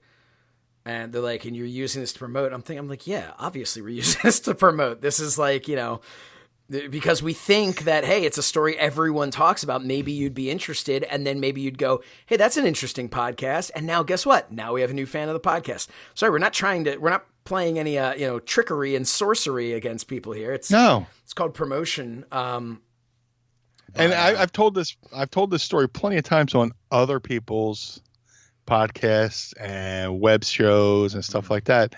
And now that I have my own vehicle, my own, what's the word? Platform. And my own your own platform. Yes. My own platform. That's the word I was thinking. And I couldn't think of. That's why you make the big bucks. Yeah, I couldn't think of the word salad for salad bar, and I immediately jumped to Chernobyl being in the middle of Pennsylvania. But platform, I've got you covered. Yeah, platform. Now that I have my own platform to talk about something that happened to me. Yeah. How dare you? How dare I talk about an incident that happened to myself on my own platform? Yep. On our podcast. But it's just weird. People think that people think we still hate each other. I mean, we've talked about this on the last episode, but it's so weird. Just like I said, people, they see the headline, they never see the retraction. Well, one thing I love was a fan posted on there a picture of you and JBL from a convention more recently, together smiling and so that was nice to see that some fans are like, yeah, we believe Meanie, they're cool, and here's a story. We were at Legends of the Ring convention in Central New Jersey. And I was there, and they had the APA off. They had the APA there, and they were off in a different room because they set up a photo op where you get a photo with the APA at like a poker table, which is kind of cool, right? That's awesome. And now this, okay, we've made up for years now, right? So I know John's there. I was like, let's go over and say hello. So me and Mrs. Meanie start walking over, and there's the line to walk, and I'm walking down like past everybody in line. I'm walking into the room, and John's taking a photo with somebody, and Ron Simmons looks up and sees me walking in the room and goes, "Oh shit." He goes, no, well, more like he goes, "Oh shit." Not knowing, and me and John are cool. And I walk up to John, we shake hands, give each other a big old hug, and just start talking. And like, you see Ron go, oh. He thought Meanie was coming, to get some kind of revenge or whatever, which it was so funny. Nobody, Yeah. But we took the photo. And Ron's just thinking, he's like, now I got to get up. I got to start whooping the Blue Meanie because that's what I got to do to, get in the middle here. And he was probably afraid. He was probably afraid that you were that you'd whoop that ass. Yeah. No, but I've posted that photo like 1,000. Like that'll be just my reply to like, oh, JBL beat you up. I'll just post a photo, and it's like, shut up, fucking people. Well, it's 15 years, so hopefully at this point people can just, move on from it. Well, we'll be talking about this on the 20th anniversary, and because people still won't get it, and then then we'll have to re-explain it. But yeah, man, just it's just weird how all that thing got we got reported, and then Now here we are on the 15th anniversary. Well, we were kind of on cue because like, what was the other thing? Did we drop the show on the anniversary of Barely Legal? Oh, our first show. Our first show. We didn't even talk about it, but we didn't even. Something happened, and we're not going to talk about it. But eventually we'll get better and better of like marking our calendars for what happened on Mondays. We could call Meanie Mondays or something like that, where we could just on this episode of Meanie Mondays, we could talk about Meanie did this or Meanie did that or Brian in high school did this or that. Or blah, blah, blah. Oh, I got so many fucking weird stories. So many stories. Unfortunately, yesterday, as we're recording on a Friday. Yesterday was Thursday. Yesterday was the anniversary of the passing of Dusty Rhodes. Yes. Which led to me telling the story. Like, there's certain stories I tell every year. The New Year's, there's a story I tell about my grandparents because, in Philly, we got the Mummers Parade, and my grandma loved the Mummers Parade. My whole family went down to Broad Street. And for those who don't know, the Mummers Parade is like our Mardi Gras. And, on every New Year's Day, they have a parade. Grown men dress up in, these elaborate outfits. It's almost like pro wrestling outfits, in a way. And, it's basically a big party and people go down there to drink. And this one year, my grandma, I guess, tied it on a little bit too much New Year's Eve. My grandma, Nan, loved her Jameson. And she wakes up, she goes, my grandmom's Ann, my grandfather's Jim. My Nan goes, Jim, I don't think we're going to make it this year. I think we'll just watch it on TV. And my pop goes, oh, okay. Now, my grandfather's like, this is how I knew I was going to be a good worker. Because my grandfather, so worker. But my grandfather knew what to do. He went downstairs and turned on because the parade's televised. So he turned on the TV and turned the volume up a little bit higher than normal. And there's a section of the Mummers called the String Bands, and they do the song called The Golden Slipper, which look it up on YouTube, Mummers Golden Slipper. And once she heard that, she went, Jim, call for the taxi. I'll be down in 5 minutes. Stuff like that. But I post that story every New Year's and stuff like that. And with the passing of Dusty,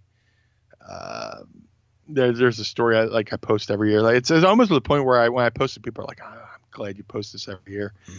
It was I did it, dude. I love Dusty Rhodes, and big part of my fandom growing up. Athletic, big dude, could talk, right up my alley. He could just reach through the TV and just reach out to you and talk to you. And I love him. And fortunately, I get into the wrestling business, and there's a period of time where we're doing shows for 3PW, and we would bring Dusty in for shows and stuff like that. And always a professional, always easy to get along with, always came up with good ideas to help with the show, or at least this segment and stuff like that. So I had a really good rapport with Dusty, and I guess one of my favorite 3PW moments was there was a screw. We were supposed to bring in Dusty to wrestle Abdullah the Butcher. There was a screw up with the flight. Something happened. I forget what. Dusty couldn't make it. So last minute, we called up Bam Bam Bigelow to come in and work with Abdullah. So the next month we did it. And I had to go to the airport. And I not only had to pick up Abdullah the Butcher, I had to pick up Dusty Rhodes. And Abdullah's like ribbing, Dusty about, you don't want to wrestle me, brother. He's like, and Dusty's like, brother, there's a mythic up with the fly. You try to get me heat with the booker right here, or whatever, it's stuff like that, and just having fun. But the story I tell every year, the point I'm trying to make, the story I tell every year is, I just found out the date for this. I've been telling the story for years, and then there's a promoter, Sal Corrente. He did a stretch of Wrestle Reunion shows in Florida, King of Prussia, Pennsylvania, stuff like that. There's a really cool shot. Sal, I owe him everything because he put me in an 8-man tag match. It was me, Dr. Tom Pritchard, and D'Lo Brown. We wrestled the Masked Superstar, the original Doink, Steve Carino, and Test.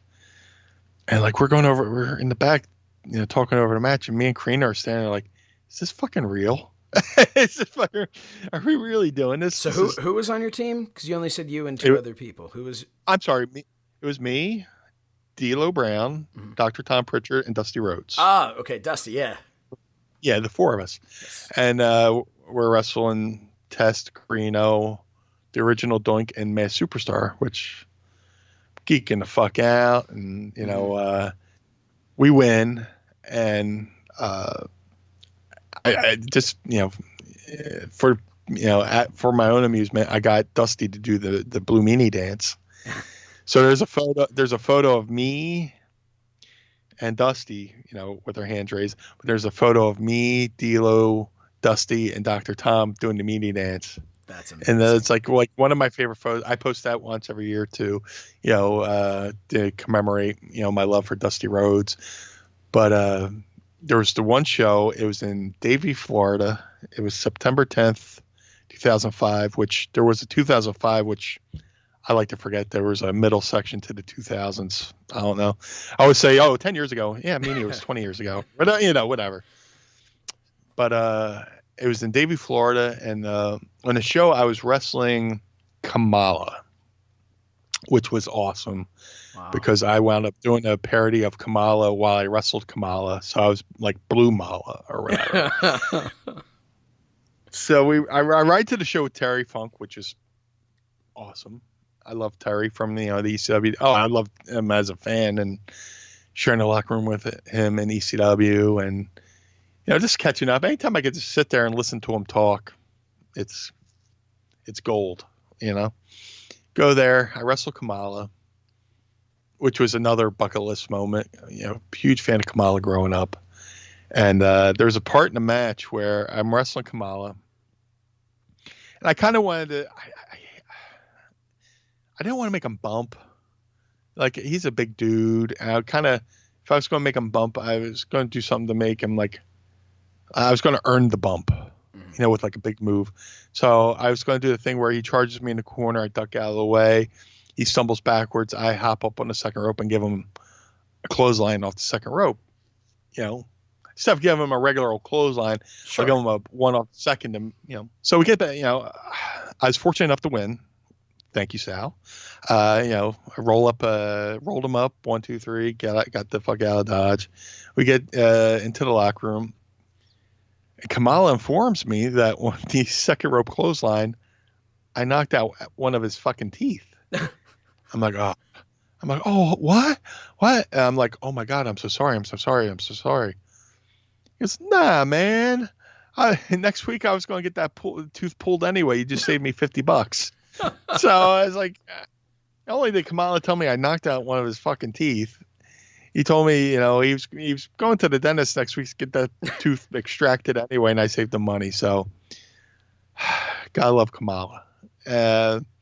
Show's over, and dude, on that same show, the Dudleys wrestled the Midnight Express, which was another dream match. So after my match, I pretty much went to the curtain and watched that match, which was awesome. So,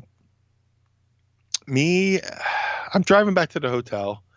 It's me and one of the guys who worked for the promotion driving me and Dusty Rhodes back to the hotel. Of course, Dusty gets the front seat, and I do the Wayne's World where I'm in the back, but I'm in the middle, in between the driver and Dusty. So we're just driving along. We can go back to the hotel, and I pop up like in between, the third guy in the back seat's like the loneliest guy. He's just like, he's just staring out the window, looking at other people in back seats. Hey, I'm a backseat guy too. Hey, how you doing? So the bad guy in the back seat never gets to control the radio or never gets to look at the map. When there's maps. So I'm just a lonely guy in the back seat, staring out the window. And I'm a little hungry, so I'm like, hey. So I pop my head in between. I'm like, hey guys, if you don't mind, maybe we can stop some. Oh, there's a Burger King. Maybe we can stop over Burger King and get some burgers. And there's like this silence for a second, and Dusty kind of, since we're on video, I'll do it for you. He kind of gives me the side eye, like he's giving me a side eye. He goes, Meanie, I thought you were going to say, hey guys, why don't we stop somewhere and get some beers? Burgers. He said, let's stop somewhere and get some burgers. Meanie, if Dick and Murdoch was in this car right now, there'd be a fist fight. And with that, I lost my collective cool and just had to pop for him. And he's still sitting there just like burgers. Meanie went burgers. And that just like always, that's like it's like I sit back and I was like, this is definitely like the meeting of the two different generations where, back in the day, in the territories, you stop off, get your 6-pack and you head down the highway, you have your brewski and you're throwing empty beer bottles or cans at road signs and shit like that. And here I am, hey guys, hey, can we get some food? And it's like, Meanie. Oh no, Meanie, you want the burgers? Sorry, Big Dust, but eventually we stopped and we got our food, we got our burgers, and then we made a pit stop at the local gas station, and he got his little his beer to go. So it's the best of both worlds with me and Dusty on that trip. But definitely great memory of Dusty. I mean, one of them. I mean, on a personal level, me with Dusty. I mean, there's bigger times in his life than my ass getting a burger. But he's accomplished way more than that. But it still doesn't seem right that he's gone. And everybody talked about Mount Rushmore. He's got to be up there, right? That's why I hate the whole Mount Rushmore thing, because you're limited to 4 people. But there's so many more people like a Dusty that talked thousands of people into the building. He inspired so many people. One of the greatest minds in the business. He learned from one of the greatest minds in Eddie Graham. And he definitely needs his own wing of the Hall of Fame. There's a reason why he was down at the Performance Center teaching people how to cut promos and stuff like that. And, well, that's the thing too, is when you factor in what he did as far as talking people into the building and his matches and everything, but then everything that Dusty Rhodes was to the wrestling business behind the scenes, from during the time when he was still an active wrestler, but he was booking and all the way to, the end of his life, when he was still down there to, almost to the last day, he was still there just teaching a lot of the stars of today. You talk about deserving his own, his own wing. Like, this is a guy, you see so many people inducted multiple times into a Hall of Fame. I would love to see Dusty Rhodes inducted into the Hall of Fame a second time purely for his behind the camera, role in wrestling. But, yeah, there should be an award for like creative or something like that, or him, Pat Patterson, different people who came up with so. I mean, many. I guess it's kind of implied for someone like a him or a Pat Patterson, where it's like they're in the Hall of Fame for everything they've done, right? But it's man, Dusty Rhodes. I remember when Dusty Rhodes passed away. It was only it wasn't too long after, about a year or so after my dad had passed away. And I remember, just like reading what like Cody was writing and could really relate in a lot of ways. And so something about it just, and also obviously being a lifelong wrestling fan of Dust and a huge fan of Dusty Rhodes. But I just remember that, like, I guess the concept of that was so raw still that I just remember it had such an impact. But yeah, it's, Dusty Rhodes. And so out of nowhere. Yeah. Just man, he is absolutely missed. I won't even presume to imagine how he would feel about what his sons are doing today in the wrestling business, but I'd have to imagine he would be incredibly proud, over the moon with what. Oh God! Doing. Yeah. How could he not be? Right.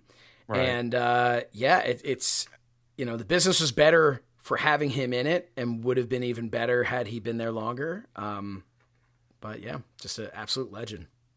And it was kind of cool that they had that run where I know Cody wasn't happy with the Stardust gimmick, but to have Stardust and Goldust win the tag belts, with Dusty being involved with the match, dropping the elbow, and the crowd just going ape shit. And then when Cody and Dustin won the tag belts and ran over and hugged Big Dust, yep, it would have brought a tear. It would have brought a tear to a statue. Just like if you didn't cry at that moment, you have no emotions. You have no. Yeah, no, it was a special beautiful moment. Yeah, it was. Man, yeah, Dusty Rhodes, man, he was. They don't make him like that anymore. Yeah, well, nobody will come close. No, whether it's on the mic or behind the scenes and stuff like that. And they shouldn't, and they shouldn't try to. They shouldn't try to, because they're going to fail. So don't. Right. Yeah, reach for something attainable. The Dusty level will never be attainable. And I think that goes like across the. Oh, what's that? No, just if you're going to be in the business, I mean, there's things you could borrow. Certainly borrow. Sure. There's plenty of people I've borrowed from. And then in the months and years after Dusty passed, I borrowed the one of his spots as like a tribute. A double clothesline, do the double punch, double elbows and stuff like that. Just like not to rip them off, but like more as a tribute. Yeah, like Colt Cabana does. The same kind of thing. I know Tommy Dreamer's broken it out in matches, and yeah, it's absolutely nobody's trying to pretend that it's their own, and that's a totally different thing. A tribute is awesome. But I think across the board in the wrestling business, you hear it so many times when people go like, oh, he's going to be the next Shawn Michaels, going to be the next Ric Flair, the next this one. And, the ones who really make it aren't trying to be the next anybody. They're trying to be the first.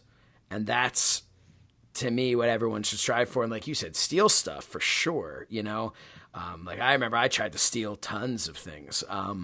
Some things you wouldn't know, and some things were like blatantly where I look back and I go like, dude, like what is this? Is this cosplay or like, but no, you just, what am I, cover band? Yeah. Right. But yeah, just, you gotta try and be yourself, to get over. Yeah. No one wants a copy of something. It's never going to be as good. So. And just to put a bow on this, it just, we love you, Dust. I mean, it's hard not to get emotional, but in that time frame, we lost Dusty and we lost Piper, which was like, holy shit! It was like a 1-2 punch. Yeah. It almost seemed like, I know it wasn't back-to-back days, but it felt like back-to-back days where you're just like, what's next? I mean, talk about two people who world-class talkers. Yeah.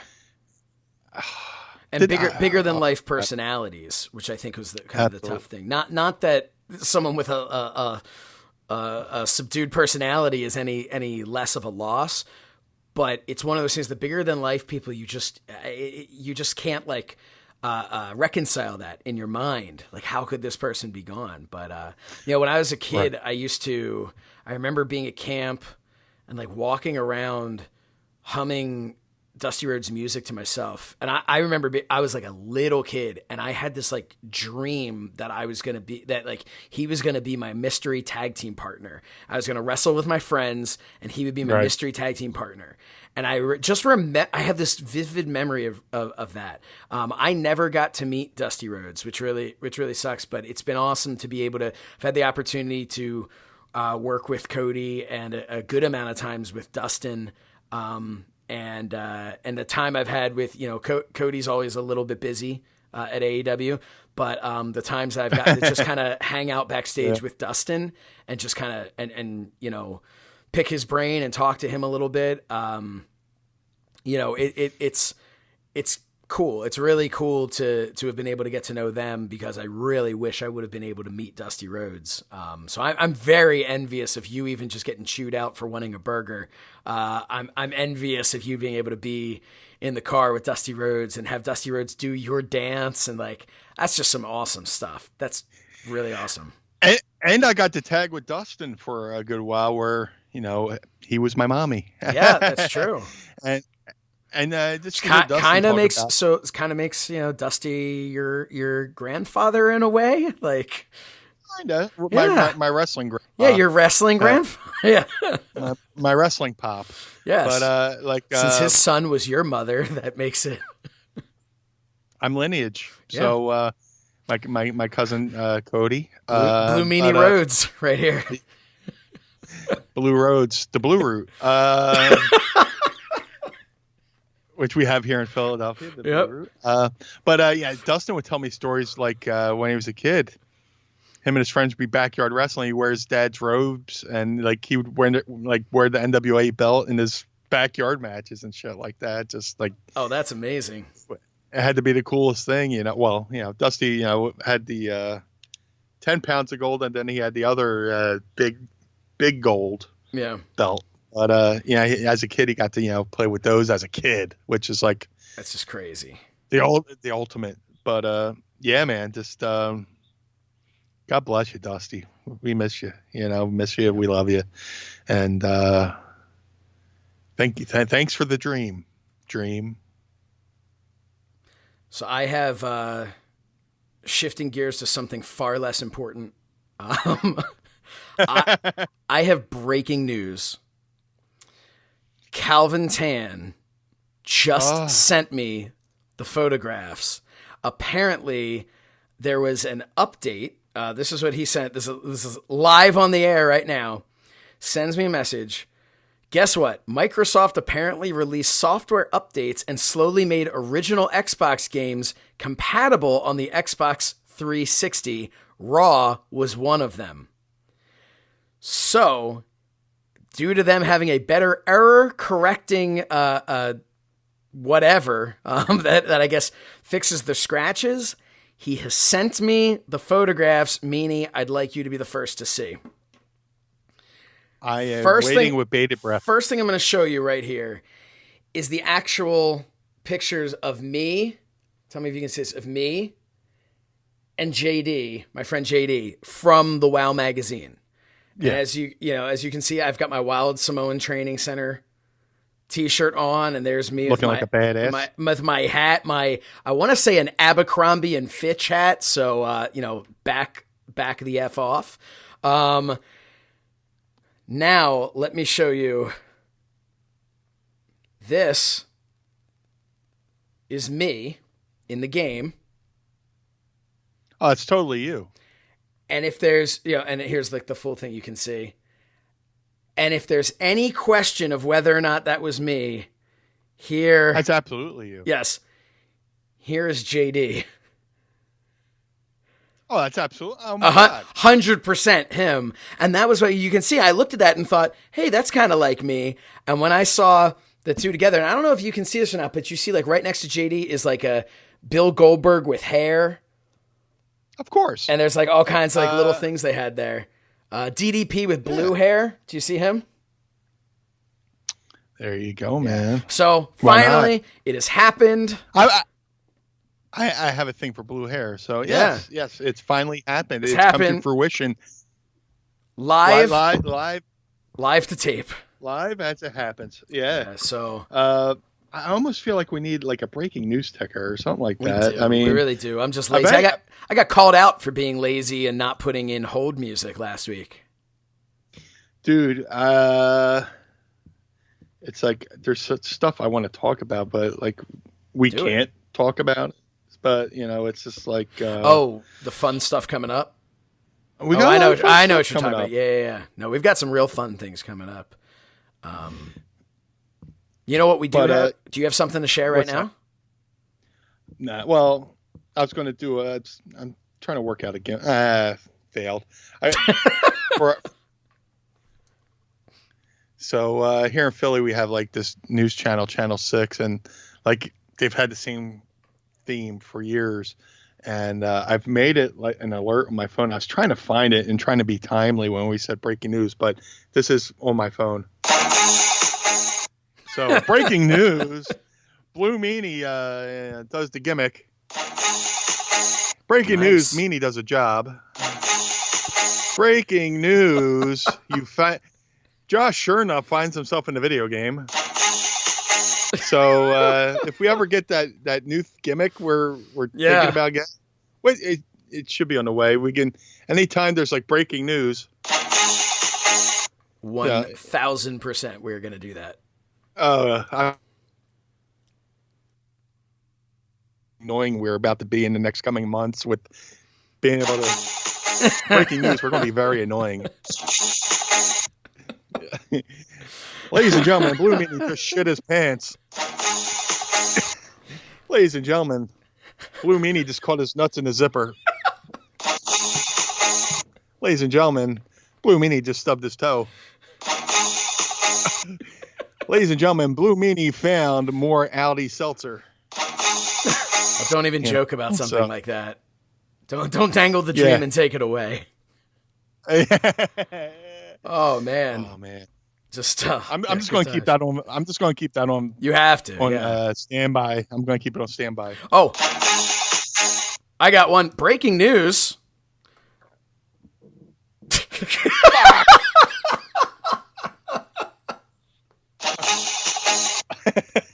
There you go. Breaking news. Hey, did you hear? How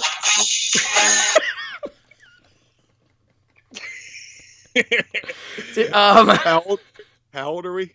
I know I'm much older. Well, apparently we're both adolescents. So, breaking news. We don't ever talk about like modern day stuff, but since this kind of all ties in with a guy you're very familiar with, what do you think of the news that Paul Heyman is out of creative for Raw, and Bruce Pritchard is now handling Raw, overseeing Raw and SmackDown? Did I just break that news to you, or did you? No. Oh, fuck. No, you didn't. But I just wanted to get that in there. It could just be a combination of Bruce Pritchard knows how to speak Vince McMahon language. Like, certain people. When you're in wrestling, you're not only dealing with, people, you're dealing with personalities. And just like a husband knows how to speak his wife's language. What is wrong with me? Oh my God, it's the seltzer burps. But breaking news, Meanie has seltzer burps. So oh man.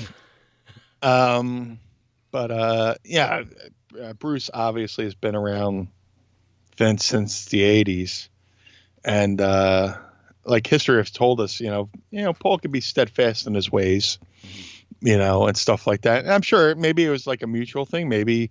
And this is just me assuming. This isn't me passing off opinion as fact or news or breaking news. But we've shot the horse and then we've beaten it. Oh, that horse is already on the stamp. But ladies and gentlemen, I got new stamps. But it could have been a mutual thing where Paul's like, "Hey, man, I'm burnt out. Let me just be a talent." Now, I'm not. That's just me being an analyst and trying to figure out what could have happened here. I don't know in the slightest why. Apparently, their ratings have been, in the last month or so, have been some of the lowest ratings in history.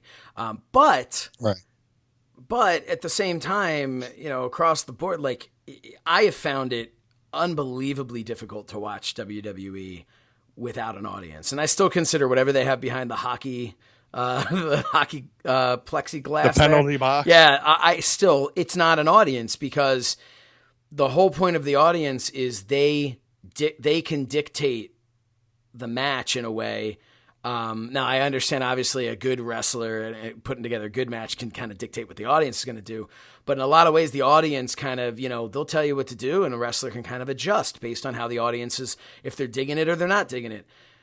But you've got an audience there that's not actually like a real audience. They're being told exactly who to cheer for, what to cheer, at what moment to cheer.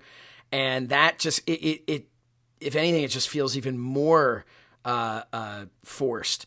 I've always enjoyed AEW's audience that they have out of their wrestlers more, but I think a lot of that has to do with they're kind of just, hey, go out there and have some fun, and I think that's what they're doing. So, but yeah, it's kind of tough to watch. So I think that's why, like, I can tell you for sure that, I mean, obviously I still watch or whatever, but if I'm not really feeling it or fast forwarding through some stuff because it's just not that entertaining right now, I'm absolutely going to be back for the first one in front of a real crowd, because I almost feel like everything we're doing now is kind of a placeholder.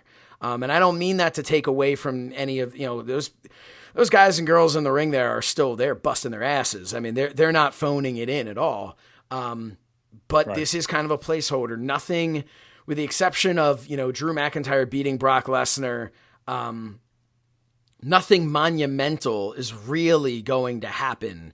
They're going to save that for when they're back in front of an audience. In my opinion, I don't mean to speak as fact, but in my opinion. So I don't know. Maybe it's one of those things where, the ratings are down and it's just like, hey, we got to change something up. It's hard to say, but it's interesting to see, now Bruce Pritchard, I mean, he's got his podcast, and it is amazing that he is finding time to do that. And now I wonder what the future is going to hold with that, because this guy was already, just being in charge of SmackDown, overseeing SmackDown, was already working 25 hours a day, like, oh my God. Yeah. How is he going to be able to handle a podcast on top of something else? And, but I do want to say about their podcast, this is one thing that, today is the 15-year anniversary of the JBL incident, as we mentioned. And I would love to say that on the 15th anniversary, this is the final time we'll ever have to really talk about it, with the exception of having JBL guest co-host a show in the future, which is something I would love to see happen. Not even sure if that's practical, but ladies and gentlemen, JBL joins the podcast. Confirmed JBL to Mind of the Meanie. Fucking fat thumbs, man. I can't take the piss.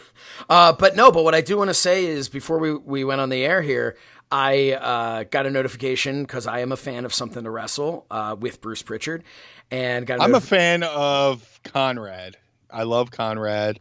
I love Bruce. I love his whole staff of, like, he's got his own. Conrad's got an amazing group. Yeah. And he's great people all around him. And I just consider myself lucky that before Conrad decided it was time to start an ECW podcast and gave the Blue Meanie a call, I'm just lucky that the Blue Meanie got me. And I know you may not have remembered signing a contract, but just take my word for it, you're legally bound to not jump ship over to Conrad Thompson. But breaking news, Meanie is not allowed to jump ship. But because here's what's going to happen. Bruce Prichard's going to be too busy, and someone's going to go, Conrad, I heard Meanie talking about how much he loves you, and Conrad's going to go, I love the Meanie. Hey, Meanie, I've got a slot open. I'm only doing 315 podcasts a week now instead of 316, right. So I was wondering if you'd slide in there. But no, they're awesome. But they're talking about... Funny you say that, Conrad, because I am Manscaped, so I'm ready to... So Conrad, you can slide right into his DMs. I'm horseshoeing. I'm wearing that one now. Man, no, but there. So Something to Wrestle covered One Night Stand. Today, as we're recording this, I've yet to hear it, but I have to imagine that the Blue Meanie JBL incident is going to be mentioned, if not by Conrad, just from the research that he and his team do, but by the fans asking a question about it. I'm sure that that's something that's going to come up. So we will in 2 weeks have a rebuttal. And I say in 2 weeks because, Meanie, is this a good time to let them know what's happening next week? Breaking news and breaking water. No, not breaking water at this point. But we will not. Baby Shernoff is in the gorilla position. Yes. So, waiting for his cue. Baby number 3 is ready to come out. And next week I will be taking that week to tend to the new child and the 2 other children that, by the way, my daughter tried a run-in twice. So I don't know if the microphone picked up the one time coming in saying she needed to get her Curious George doll, and the other time coming in saying I have to go potty. So if they're there, I'm leaving them in. I don't. Take a. Why not? Drink a coffee for the apocalypse. She was told specifically, I'm not locking the door in case mommy needs to go get in here and do something. But you cannot come in. I will come in and get you when daddy's done doing his show with the Blue Meanie. And she promised.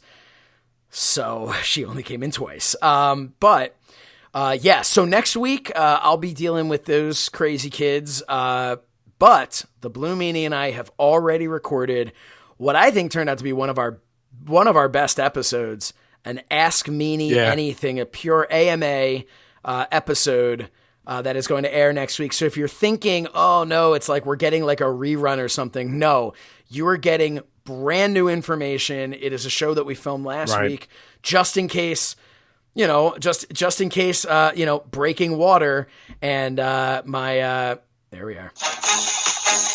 Just in case I wasn't going to be able to make it to this episode to record this episode, but now we know for a fact it will be next week will be the AMA. It's an awesome episode.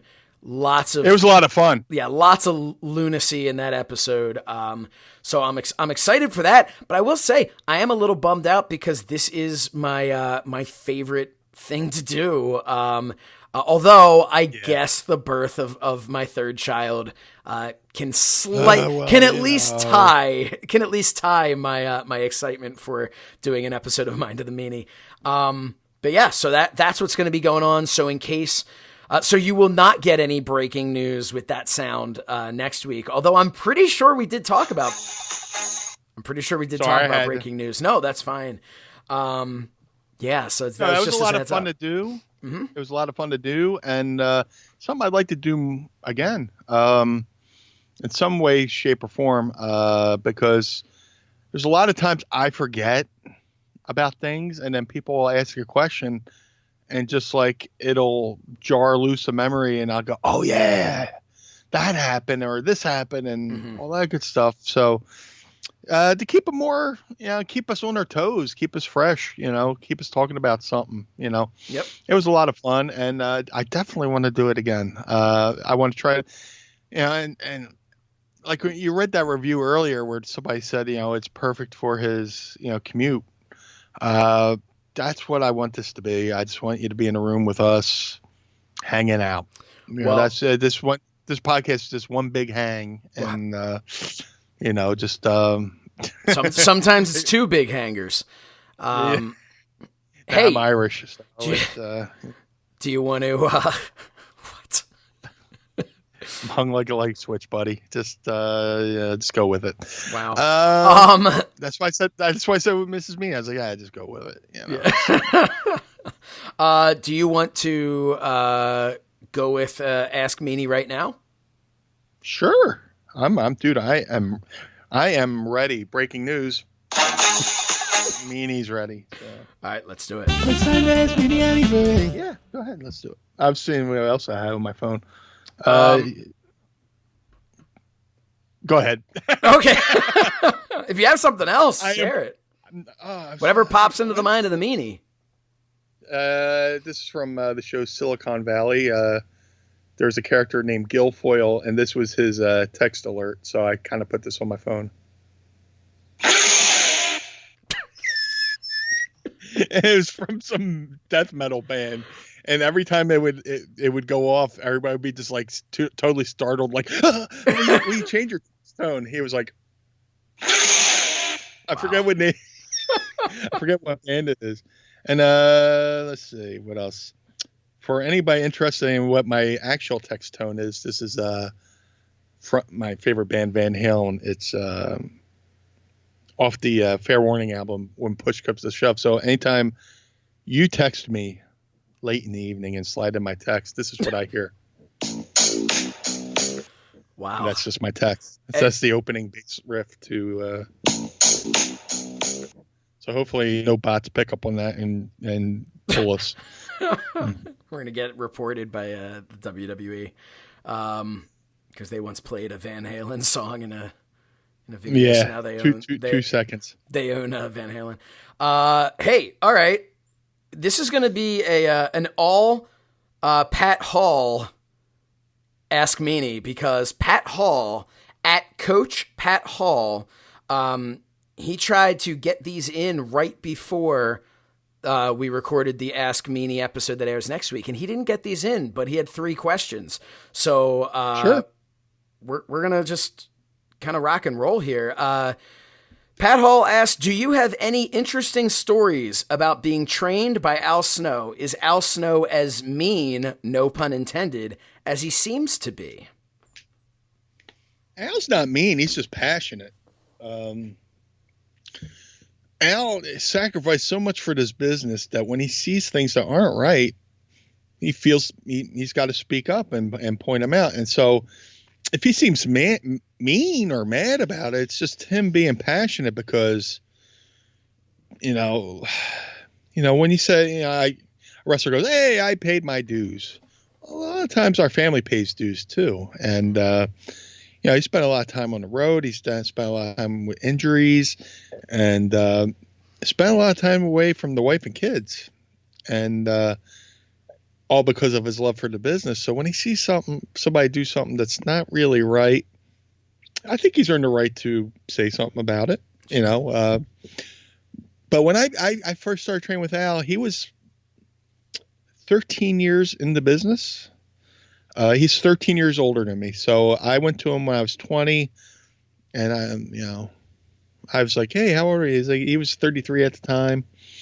So actually, he might have been in business 15 years. I don't know, because he started young, and Al was just a cool guy, man. He was just like a big brother. He was very thorough. He made sure when he taught you part A, you didn't go into part B, And, just learning the bump, I guess like the hardest thing was hitting the bumps right and just making sure my back, feet, and hands all hit at the exact same time. Because, a lot of times when you learn to bump, sometimes you'll skip on the mat like a pebble. It'll be like a dum dum, where you just need to be a dum, where you just land one piece.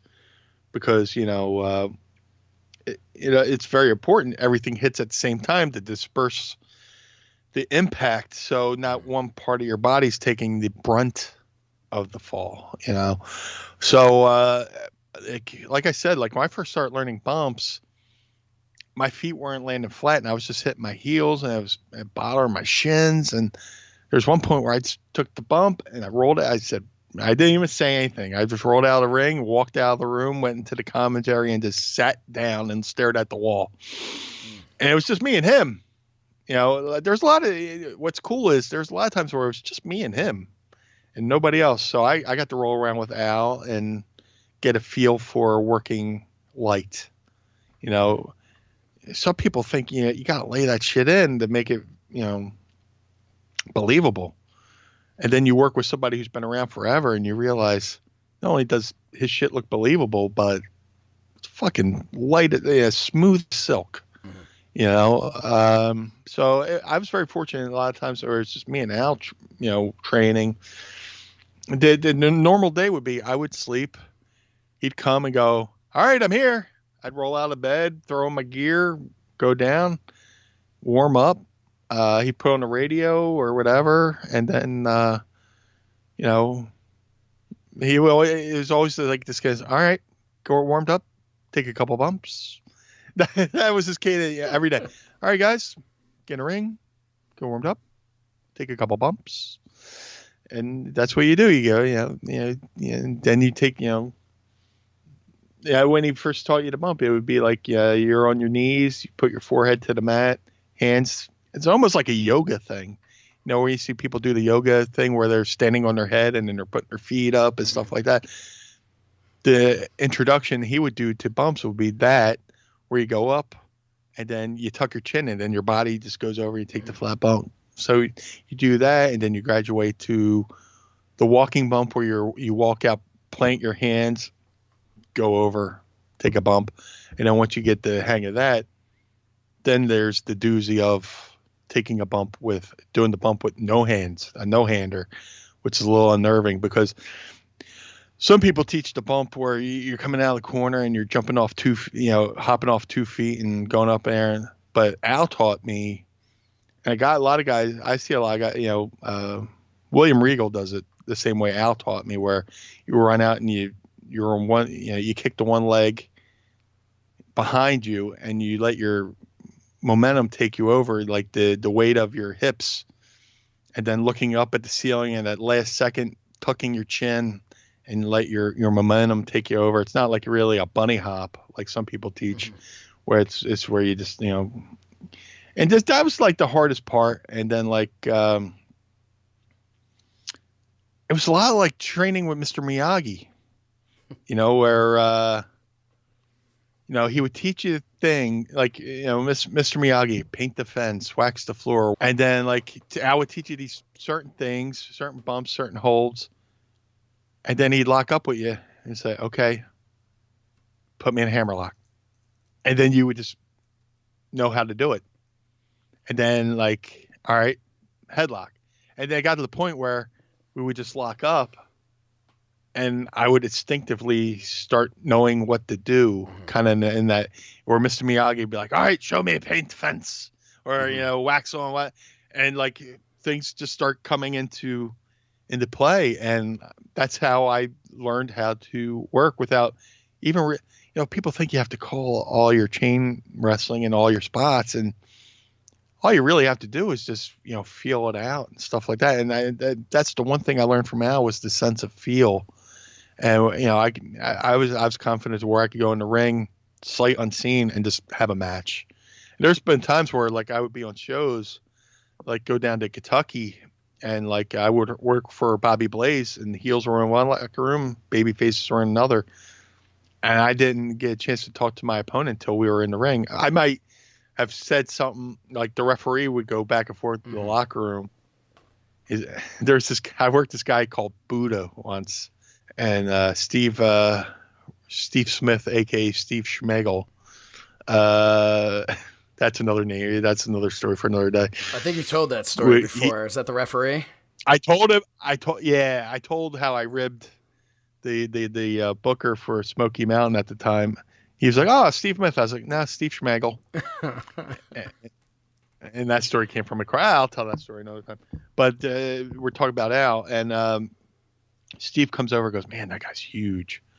I just sent like maybe one spot over, like where I was trying to do this goofy gimmick where I'd come to the ring with a mask and take it off and all this stuff or whatever. I said, I'll come to the ring, I'll stand in the corner, do some kind of thing, take off my mask, turn around, tell them to be right behind me, and I'll sell them bump on my ass.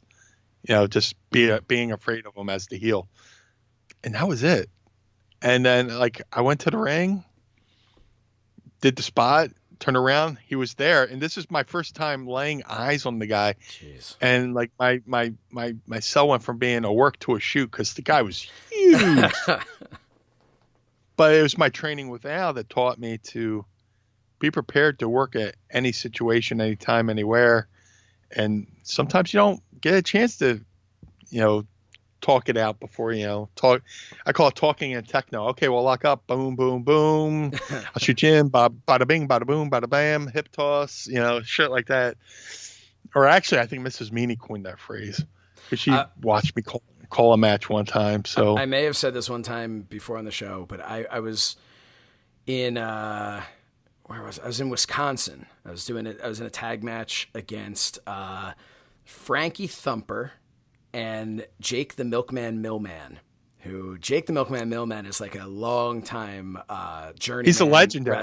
Journeyman wrestler. I mean, you obviously know. Who Yeah. it is. And Absolutely. And we went in there, and I remember he won the Team Challenge series. He won the turkey. What's that? It's on YouTube. Okay. They were having a Team Challenge series. It was like around Thanksgiving in AWA. And talk about wrestling in front of no people. This was like bare bones AWA. Mm-hmm. And they literally were having matches, and there was no fans in the crowd. It was like foreshadowing.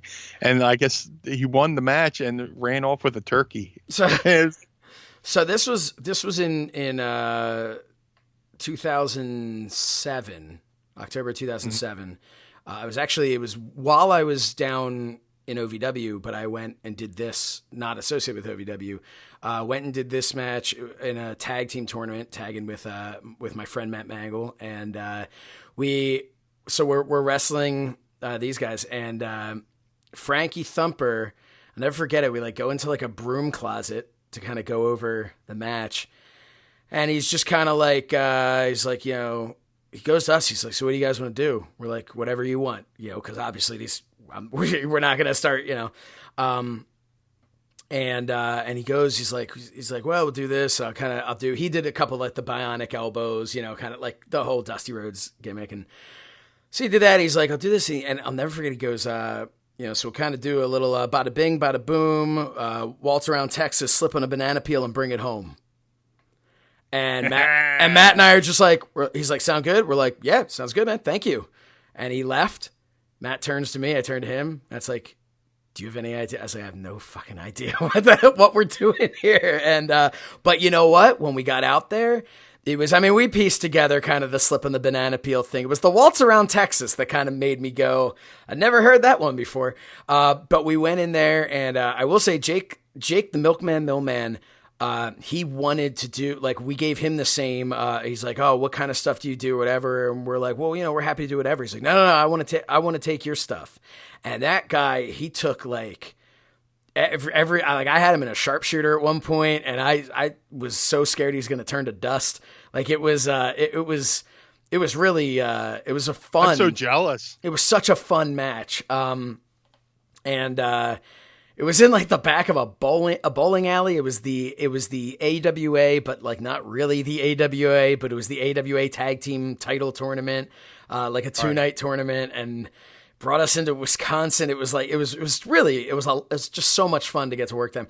But I'll never forget that, the bada bing, bada boom. Was that Frankie the Thumper Lancaster, by the way? I remember a wrestler back in the day, Frankie the Thumper Lancaster. Used to be on TV a lot. Frankie. Bada bing, bada boom. Let me see. Frankie. I think it was Frankie the Thumper. Wait. I'm Googling it for people who can't hear. I Googled Frankie the Thumper, and DeFalco came up, and that seems more like it. Okay. Yes, 100%. Frankie the Thumper DeFalco, who apparently I'm seeing all kinds of videos coming up of him wrestling for WWE, looks like. As a jobber. Here he is against Nikolai Volkov. Here he is against Mr. Perfect on Superstars. So yeah, I mean, these were two just journeyman wrestlers who I think were kind of like local heroes. Yeah.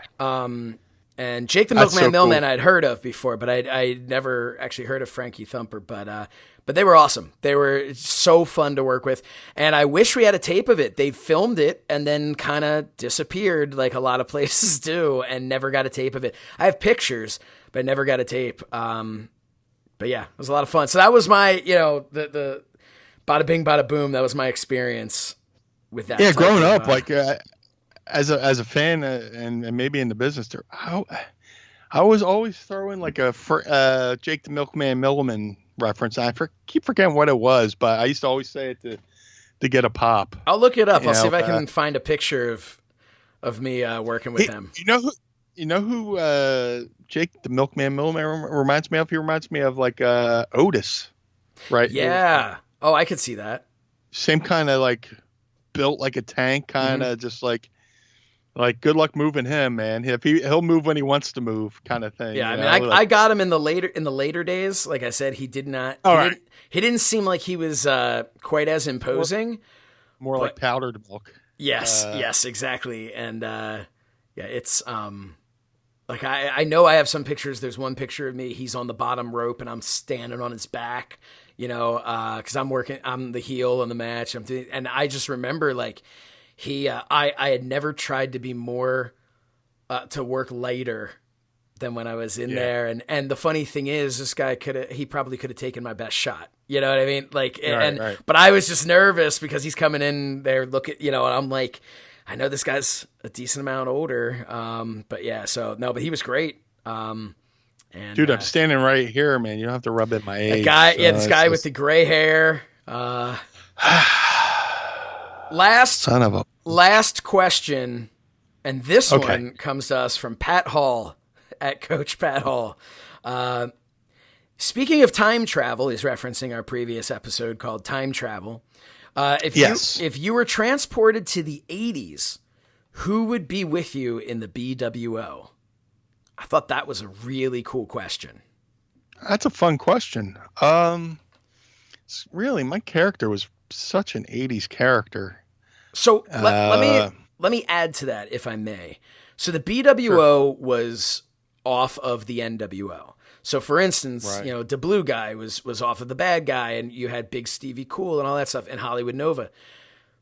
So if you're thinking about this, would the BWO be based off of an 80s stable? Are we talking it being based off of the Heenan family? Is it being based off of the Four Horsemen? Is it, like who is it based off of? Dude, I always joked that I wanted to assemble a faction of me and other big men, and we could call ourselves the Four Coursemen, where like we 4 courses of meals a day instead of the Four Horsemen, the Four Coursemen. It could be me, Barn Anderson, Thick Flair, Barry Wind Ham and Eggs, or something like that. That was always the joke, but back in the 80s, that probably could have been that could have been the faction. Listen, there's a 0% chance that that's not being turned into a shirt. And I mean, this is your call if you want it to be on the Mind of the Meanie Pro Wrestling Tees or the ProWrestlingTees.com/Blue Meanie. But the shirts only come in 5XL. Yeah. That's been a legit.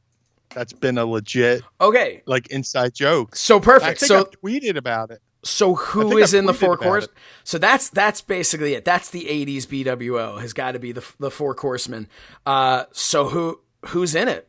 Who's in it with you? It's got to be me, So who are you and who are you playing?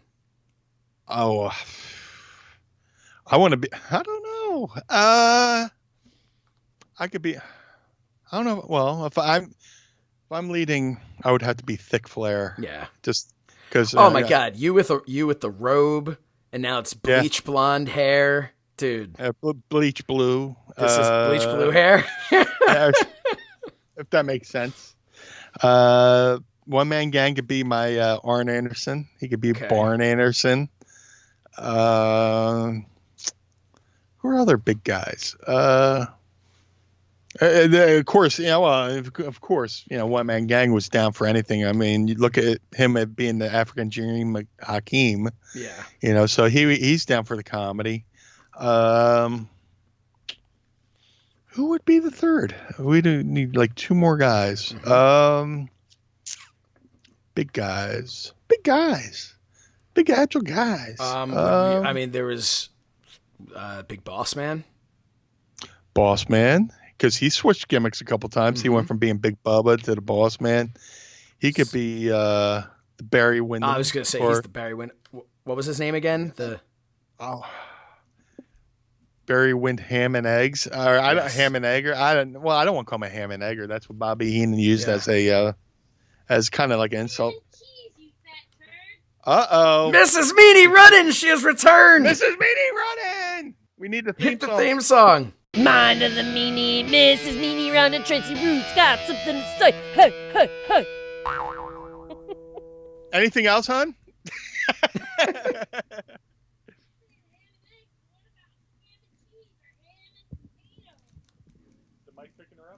Ham and cheese and ham and potatoes, I think I heard. Yeah.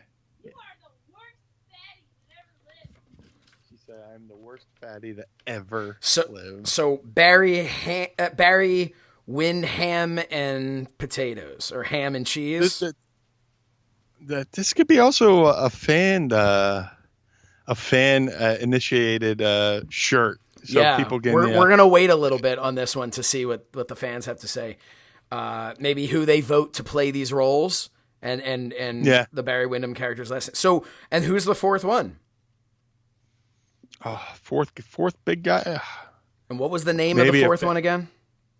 I don't even think I had a name of the fourth one. I was like, that's that like revolving. Flair. Was that? That's that kind of revolving. Is it Ole? Well, no, there was always Tully. Tully. I totally forgot. Yeah, Tully. Okay, so ask Mrs. Meanie. Oh, Rolly instead of Tully. Rolly Blanchard. Hold on. I got two voices going on. What's that, hon? Yeah, what would be the four Courseman? Oh, okay. That was a little bit before. I'm saying because Rolly Blanchard. Blanchard. I don't know. Yeah, we got fans come up with totally different names. The best thing that we find is what's going to end up being on the T-shirt. But who is going to play the role of tentatively named Rolly Blanchard? We got me. We got One Man Gang. We got right now. It's the Blue Meanie and the Twin Towers. Right now is basically what we just did there. Basically, I don't know if Bam Bam would be willing to be a part of it. You got Bam Bam. You've got John Tenta.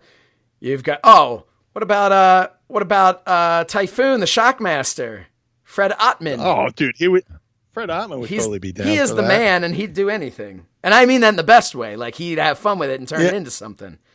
Okay, so we're putting old Fred Ottman in there, who, by the way, I had like a 30-minute conversation with him about action figures at the last Starcast. And I felt so bad. I had done an interview with him, and then we were just chatting, and he is such like a connoisseur. Like, he was just going on and on about it, and I was like so focused that we didn't realize that a line for the meet and greet had like really started. They were waiting for us to stop talking. Accumulate. Yeah. And I'm like, oh man, you know what? I think you got a line here. And he's like, oh, sorry. And then he like kept going for a little longer. Great guy. But okay. He's apologizing to you, and it's his line. I know, right? That's how good of a guy. No, he's a great guy. So that's it. So so tentatively, our version of the Four Coursemen is Meanie as Thick Flair, One Man Gang as Barn Anderson, Ray Trailer as Barry Windham and Cheese, and Fred Ottman as Rolly Blanchard. Pod Squad, let us know what you think. Different names for different Horseman members, whatever it is. Different people playing a role. This might be a Hal Haney project. It's either Hal Haney or TTD. Whoever has the patience to deal with us on something like this. Yeah. Oh man. This is gonna be great. Yeah, I think we're gonna reach out. Yeah, Hal Haney. Awesome. Pro Wrestling Tees. Here we go. Hello. I have nothing to say. Oh. Hey, you know what you can say? Why don't you tell everybody a little bit about what's coming up in a future episode of the Mrs. Meanie Run-In? No! Sounds good. Yeah, she's actually working on something, but I don't know if I'll leave it to her. That's because you don't know, because I didn't tell him. He doesn't own me. Well, the Mrs. Meanie Run-In is available on YouTube.com/Mind of the Meanie. It is one of our most viewed and definitely, I think, our most well-received posts that we have on there. Definitely go check it out. It's awesome. Now. No big deal. Yeah, Mrs. Meanie's she's a star. She's a big star. We're not ashamed to admit it. We're just happy to be riding her coattails at this point. Yeah, basically, we're in her stardust. Yes, you know, she's the star going, and we're just sketching on the particles from her stardust. Okay, so I'm gonna keep with the vest series because I did my Undertaker vest demonstration. Now this, I'm gonna do my Attitude Era vest, and it's not as interactive, but there's a lot of my own art on it, and I'm really proud of it. So we're gonna talk vests again. Awesome. I think maybe I'll give you some tips on how to make your own vest. Ooh, vesticles. Vesticles. It's all about the vesticles, and if you want to make sure that your vesticles are ready and waiting for your first post quarantine date, make sure that you go to manscaped.com, promo code Meanie, save 20% and get some free shipping. Why not, guys? So, hey, it's been a fun episode. This has been a really fun episode. We talked about that new shirt, that impending new shirt. It's coming. It's not even breathing heavy, but it's coming. We're gonna go. So I think it's time that we just talk about some of our merch a little bit. If that works for you, Meanie. Yeah, man. If that is acceptable for you, and if I can find wherever I have all of our information written down. Who am I kidding? I know this by heart. You want to show the world how much you love Mind of the Meanie? Well, A, we appreciate it, and B, you can go to mindofthemeanie.com to see all of our great new shirts available at prowrestlingtees.com/mindofthemeanie. That's right, mindofthemeanie.com is going to take you right there to prowrestlingtees.com/mindofthemeanie. We talked about the shirts that are brand spanking new as of right now. That's the soft seltzer shirt. We also have the That Should Be a Shirt. Shirt within a shirt within a shirt within a shirt. And then of course we mentioned Hal Haney a moment ago, the classic Mind of the Meanie logo tee. We've got Don't Fact Check Me, even though sometimes Meanie likes to be fact checked.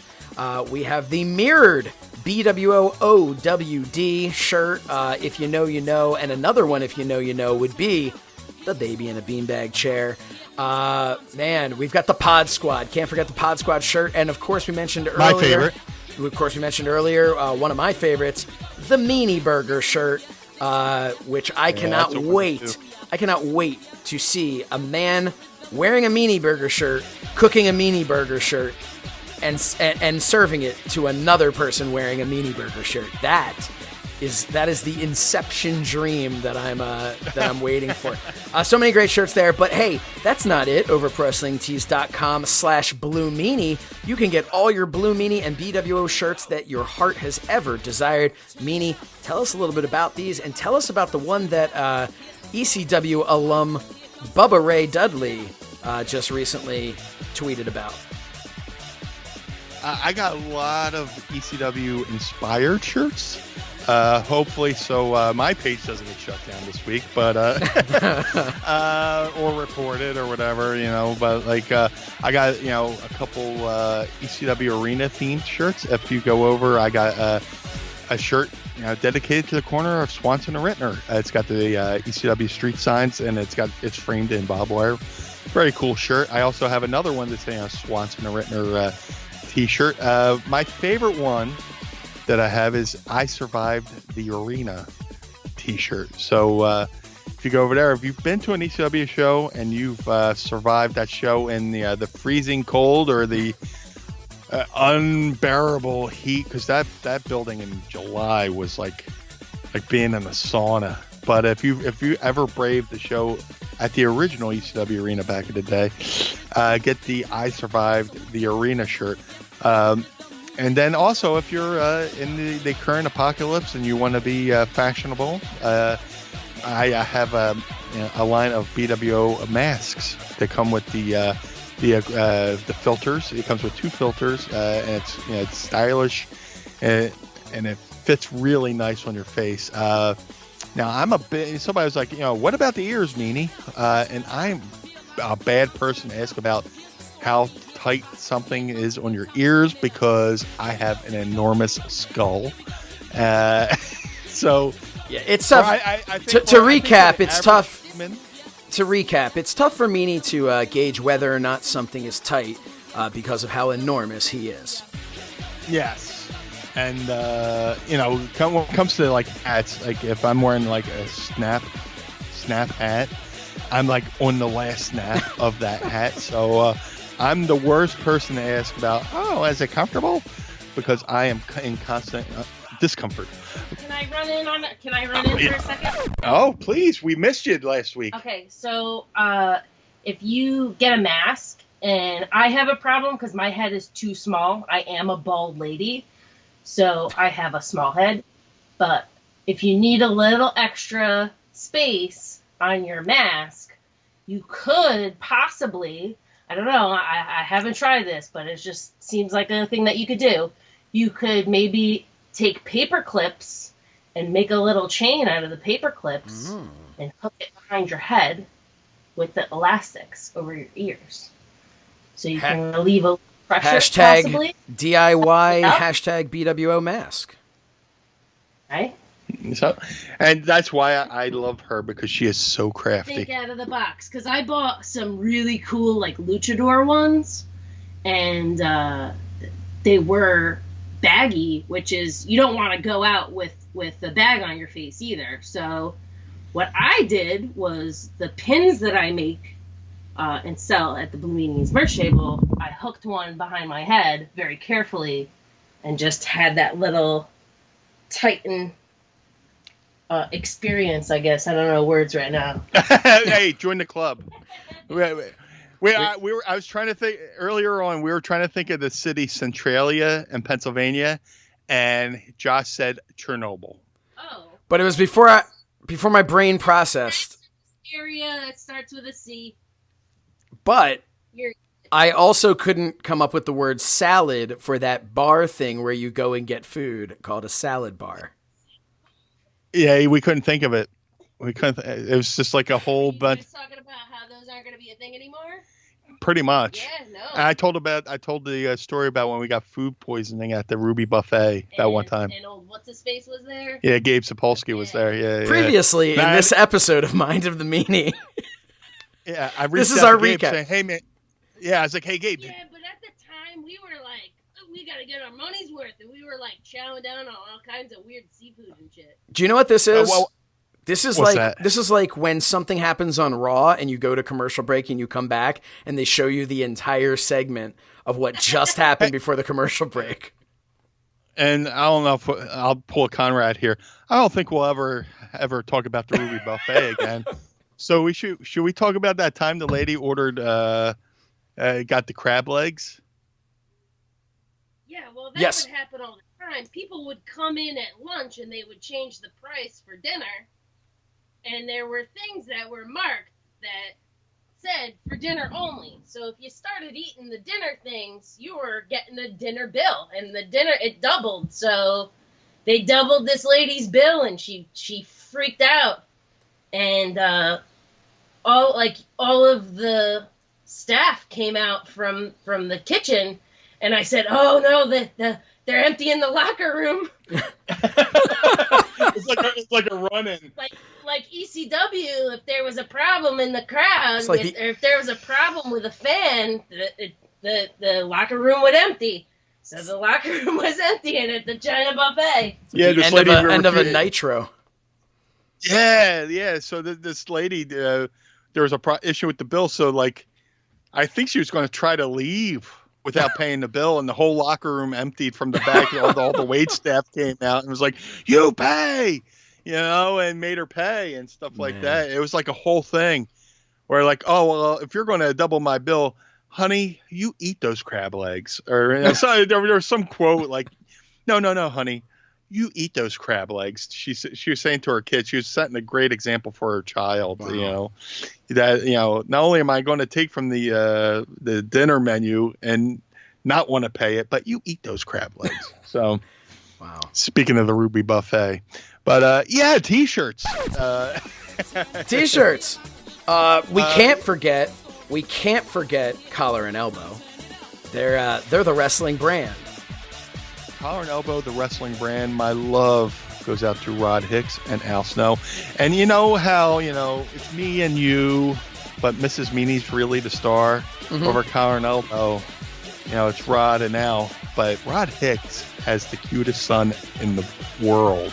If you ever follow him on social, his kid has more social media presence than most indie wrestlers because he's doing these TikTok or these just music videos with his kids, and his kid's over with me. I wish they would put out a T-shirt of his son. I would forget it. I would buy it, and I wouldn't even use promo code Meanie. I would want to pay the full price of the T-shirt if his son had a T-shirt. But if you're cheap and don't want to pay the full price for that T-shirt, I'm kidding. Not if you're cheap. If you're smart and you know what to do, you can use the promo code Meanie. Yep. You don't want to pay for those crab legs. You're going to eat those crab legs. Is that a shirt? Is that going to be a new shirt? Maybe. We'll see. But, and then this woman is going to come out of the woodworks and sue you. Probably. Go to collarandelbowbrand.com, promo code Meanie, and save 10%. Why wouldn't you? They have incredible shirts over there. The BWO has taken over. You got it. Yes, the BWO took over those offices. We didn't do much damage, but we kept them a little bit more stylish. My favorite Collar and Elbow shirt, when I first joined up, was the Collar and Elbow mirrored shirt where it says collar and upside down is the elbow. So I was like, that would be the perfect opportunity to work in work that shirt over, make it blue, make it white on blue, and instead of collar and elbow, it says collar, L, and then BWO, because the BWO took over Collar and Elbow, and that's awesome. One of my favorite shirts. Yeah, it's one of my favorite shirts. It's such a cool shirt. It's comfortable. It's stylish. All their shirts are very stylish, and I'm the parody guy, and they do a lot of parody shirts over there. He really does wear these shirts all the time. This isn't just he poses for pictures. He lives. We have an entire basket that's a wrestling logo shirt and Collar and Elbow shirt and it's a shirt. Well, there you have it. I don't know what else to say. I agree. I think they're awesome. I'm like the Cy Sperling. I'm not only the fan, but I am also a client. Yeah. Or I'm not just a president. I'm also a client. Yes. Now we've talked about fashionable shirts. We've talked about witty shirts. We've talked about funny shirts. We talked about the shirts you want to wear.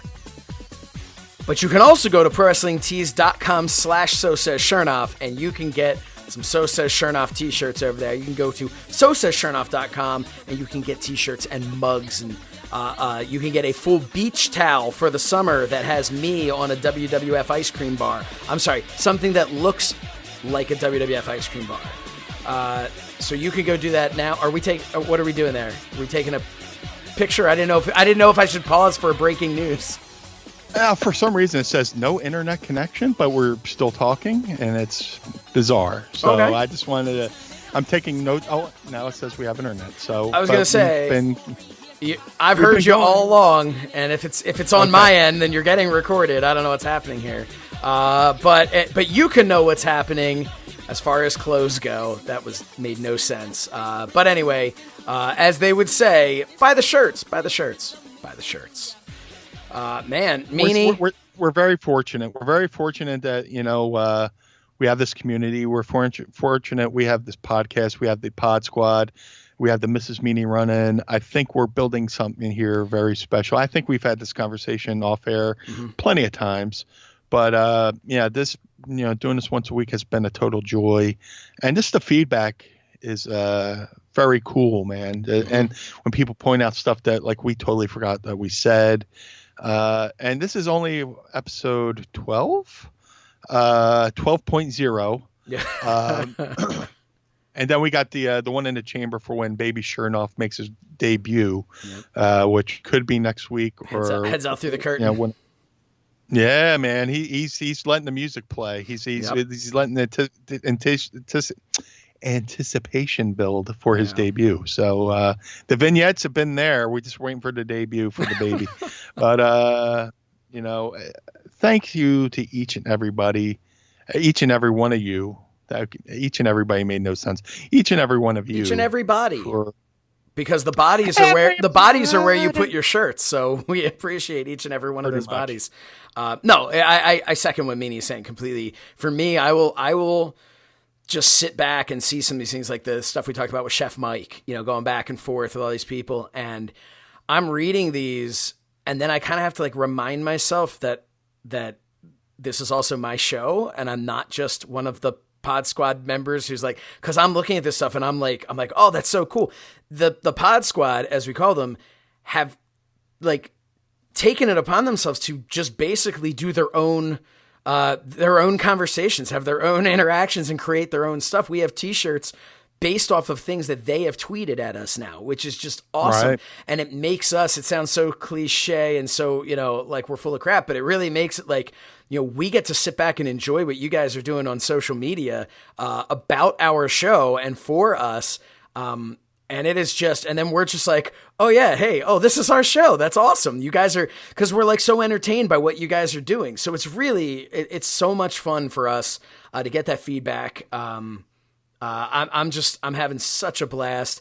I keep having to, pretty much pinch myself that that I get to be a part of this. And I'm so happy that we've been able to, I really do feel, we've talked about this. We feel like we're building a really nice community here of people that are just, we're here to have fun, and they're just enjoying it. And they're enjoying listening to us talk about whatever the hell we're talking about from episode to episode. We just really, really appreciate it. Yeah, this is awesome. Very special. And like I said, when we hang up here, every week I get this runner's high where I just feel like an extra boost of adrenaline, because there's nothing better than a good conversation, and then, getting to share ideas with other people, and they share ideas with us. And we're in this together. And I know you keep downplaying your role in the show, but dude, you're just in this as much a part of this as I am. And thank you. I probably wouldn't have done it if we hadn't had our interaction. So, breaking news, just Josh Shernoff is just as much a part of the Mind of the Meanie as everybody. It just happens to be in my name. So I'm living rent free in the Mind of the Meanie. Is that something? That's something kids say, right? Yeah. So that's what the whatever they call youths. Current people in society. Yeah. The millennials? The millennials. Oh. I'm showing my age, but thank enough, I can't say it enough. Thank you. Yeah, thank you, everyone. And I think that about does it here for us. I'm looking at a timestamp here that looks like we very well may have gone over 3 hours. So, man, I hope it was good. Now that you guys are at the end here, are you proud of yourselves that you listened to this crap for 3 hours? No, we had. I can't believe I ate the whole thing. I can't believe that this is something that we get to do, and that people actually enjoy us just messing around for 3 hours. But thank you so much for tuning in. Like I said, we'll be having a special Ask Meanie Anything AMA episode next week. But keep sending those hashtag Ask Meanie. Send those anytime, because every episode we like to do that. Make sure that you follow us on social media at Mind of the Meanie. And while you're at it, follow us as individuals across the board. The Blue Meanie, is at Blue Meanie BWO on Twitter, Instagram, and Facebook. I'm at So Says Shernoff on Twitter, Instagram, and Facebook. Don't forget to visit mindofthemeanie.com for our great shirts. And of course, ProWrestlingTees.com/Blue Meanie, ProWrestlingTees.com/So Says Shernoff, and CollaranElbowBrand.com, promo code Meanie, and our sponsor, Manscaped. Trim that bush over at Manscaped.com and use the promo code Meanie. Save 20%. Get some free shipping. For the Blue Meanie, I am Josh Shernoff. Meanie, anything else you need to say? Thank you. I've said enough, but thank you each and every week for being here. And until next time. Join us again next Monday for another trip into the mind of the Meanie. God bless you. Blue World Order. The world of MLW radio never stops.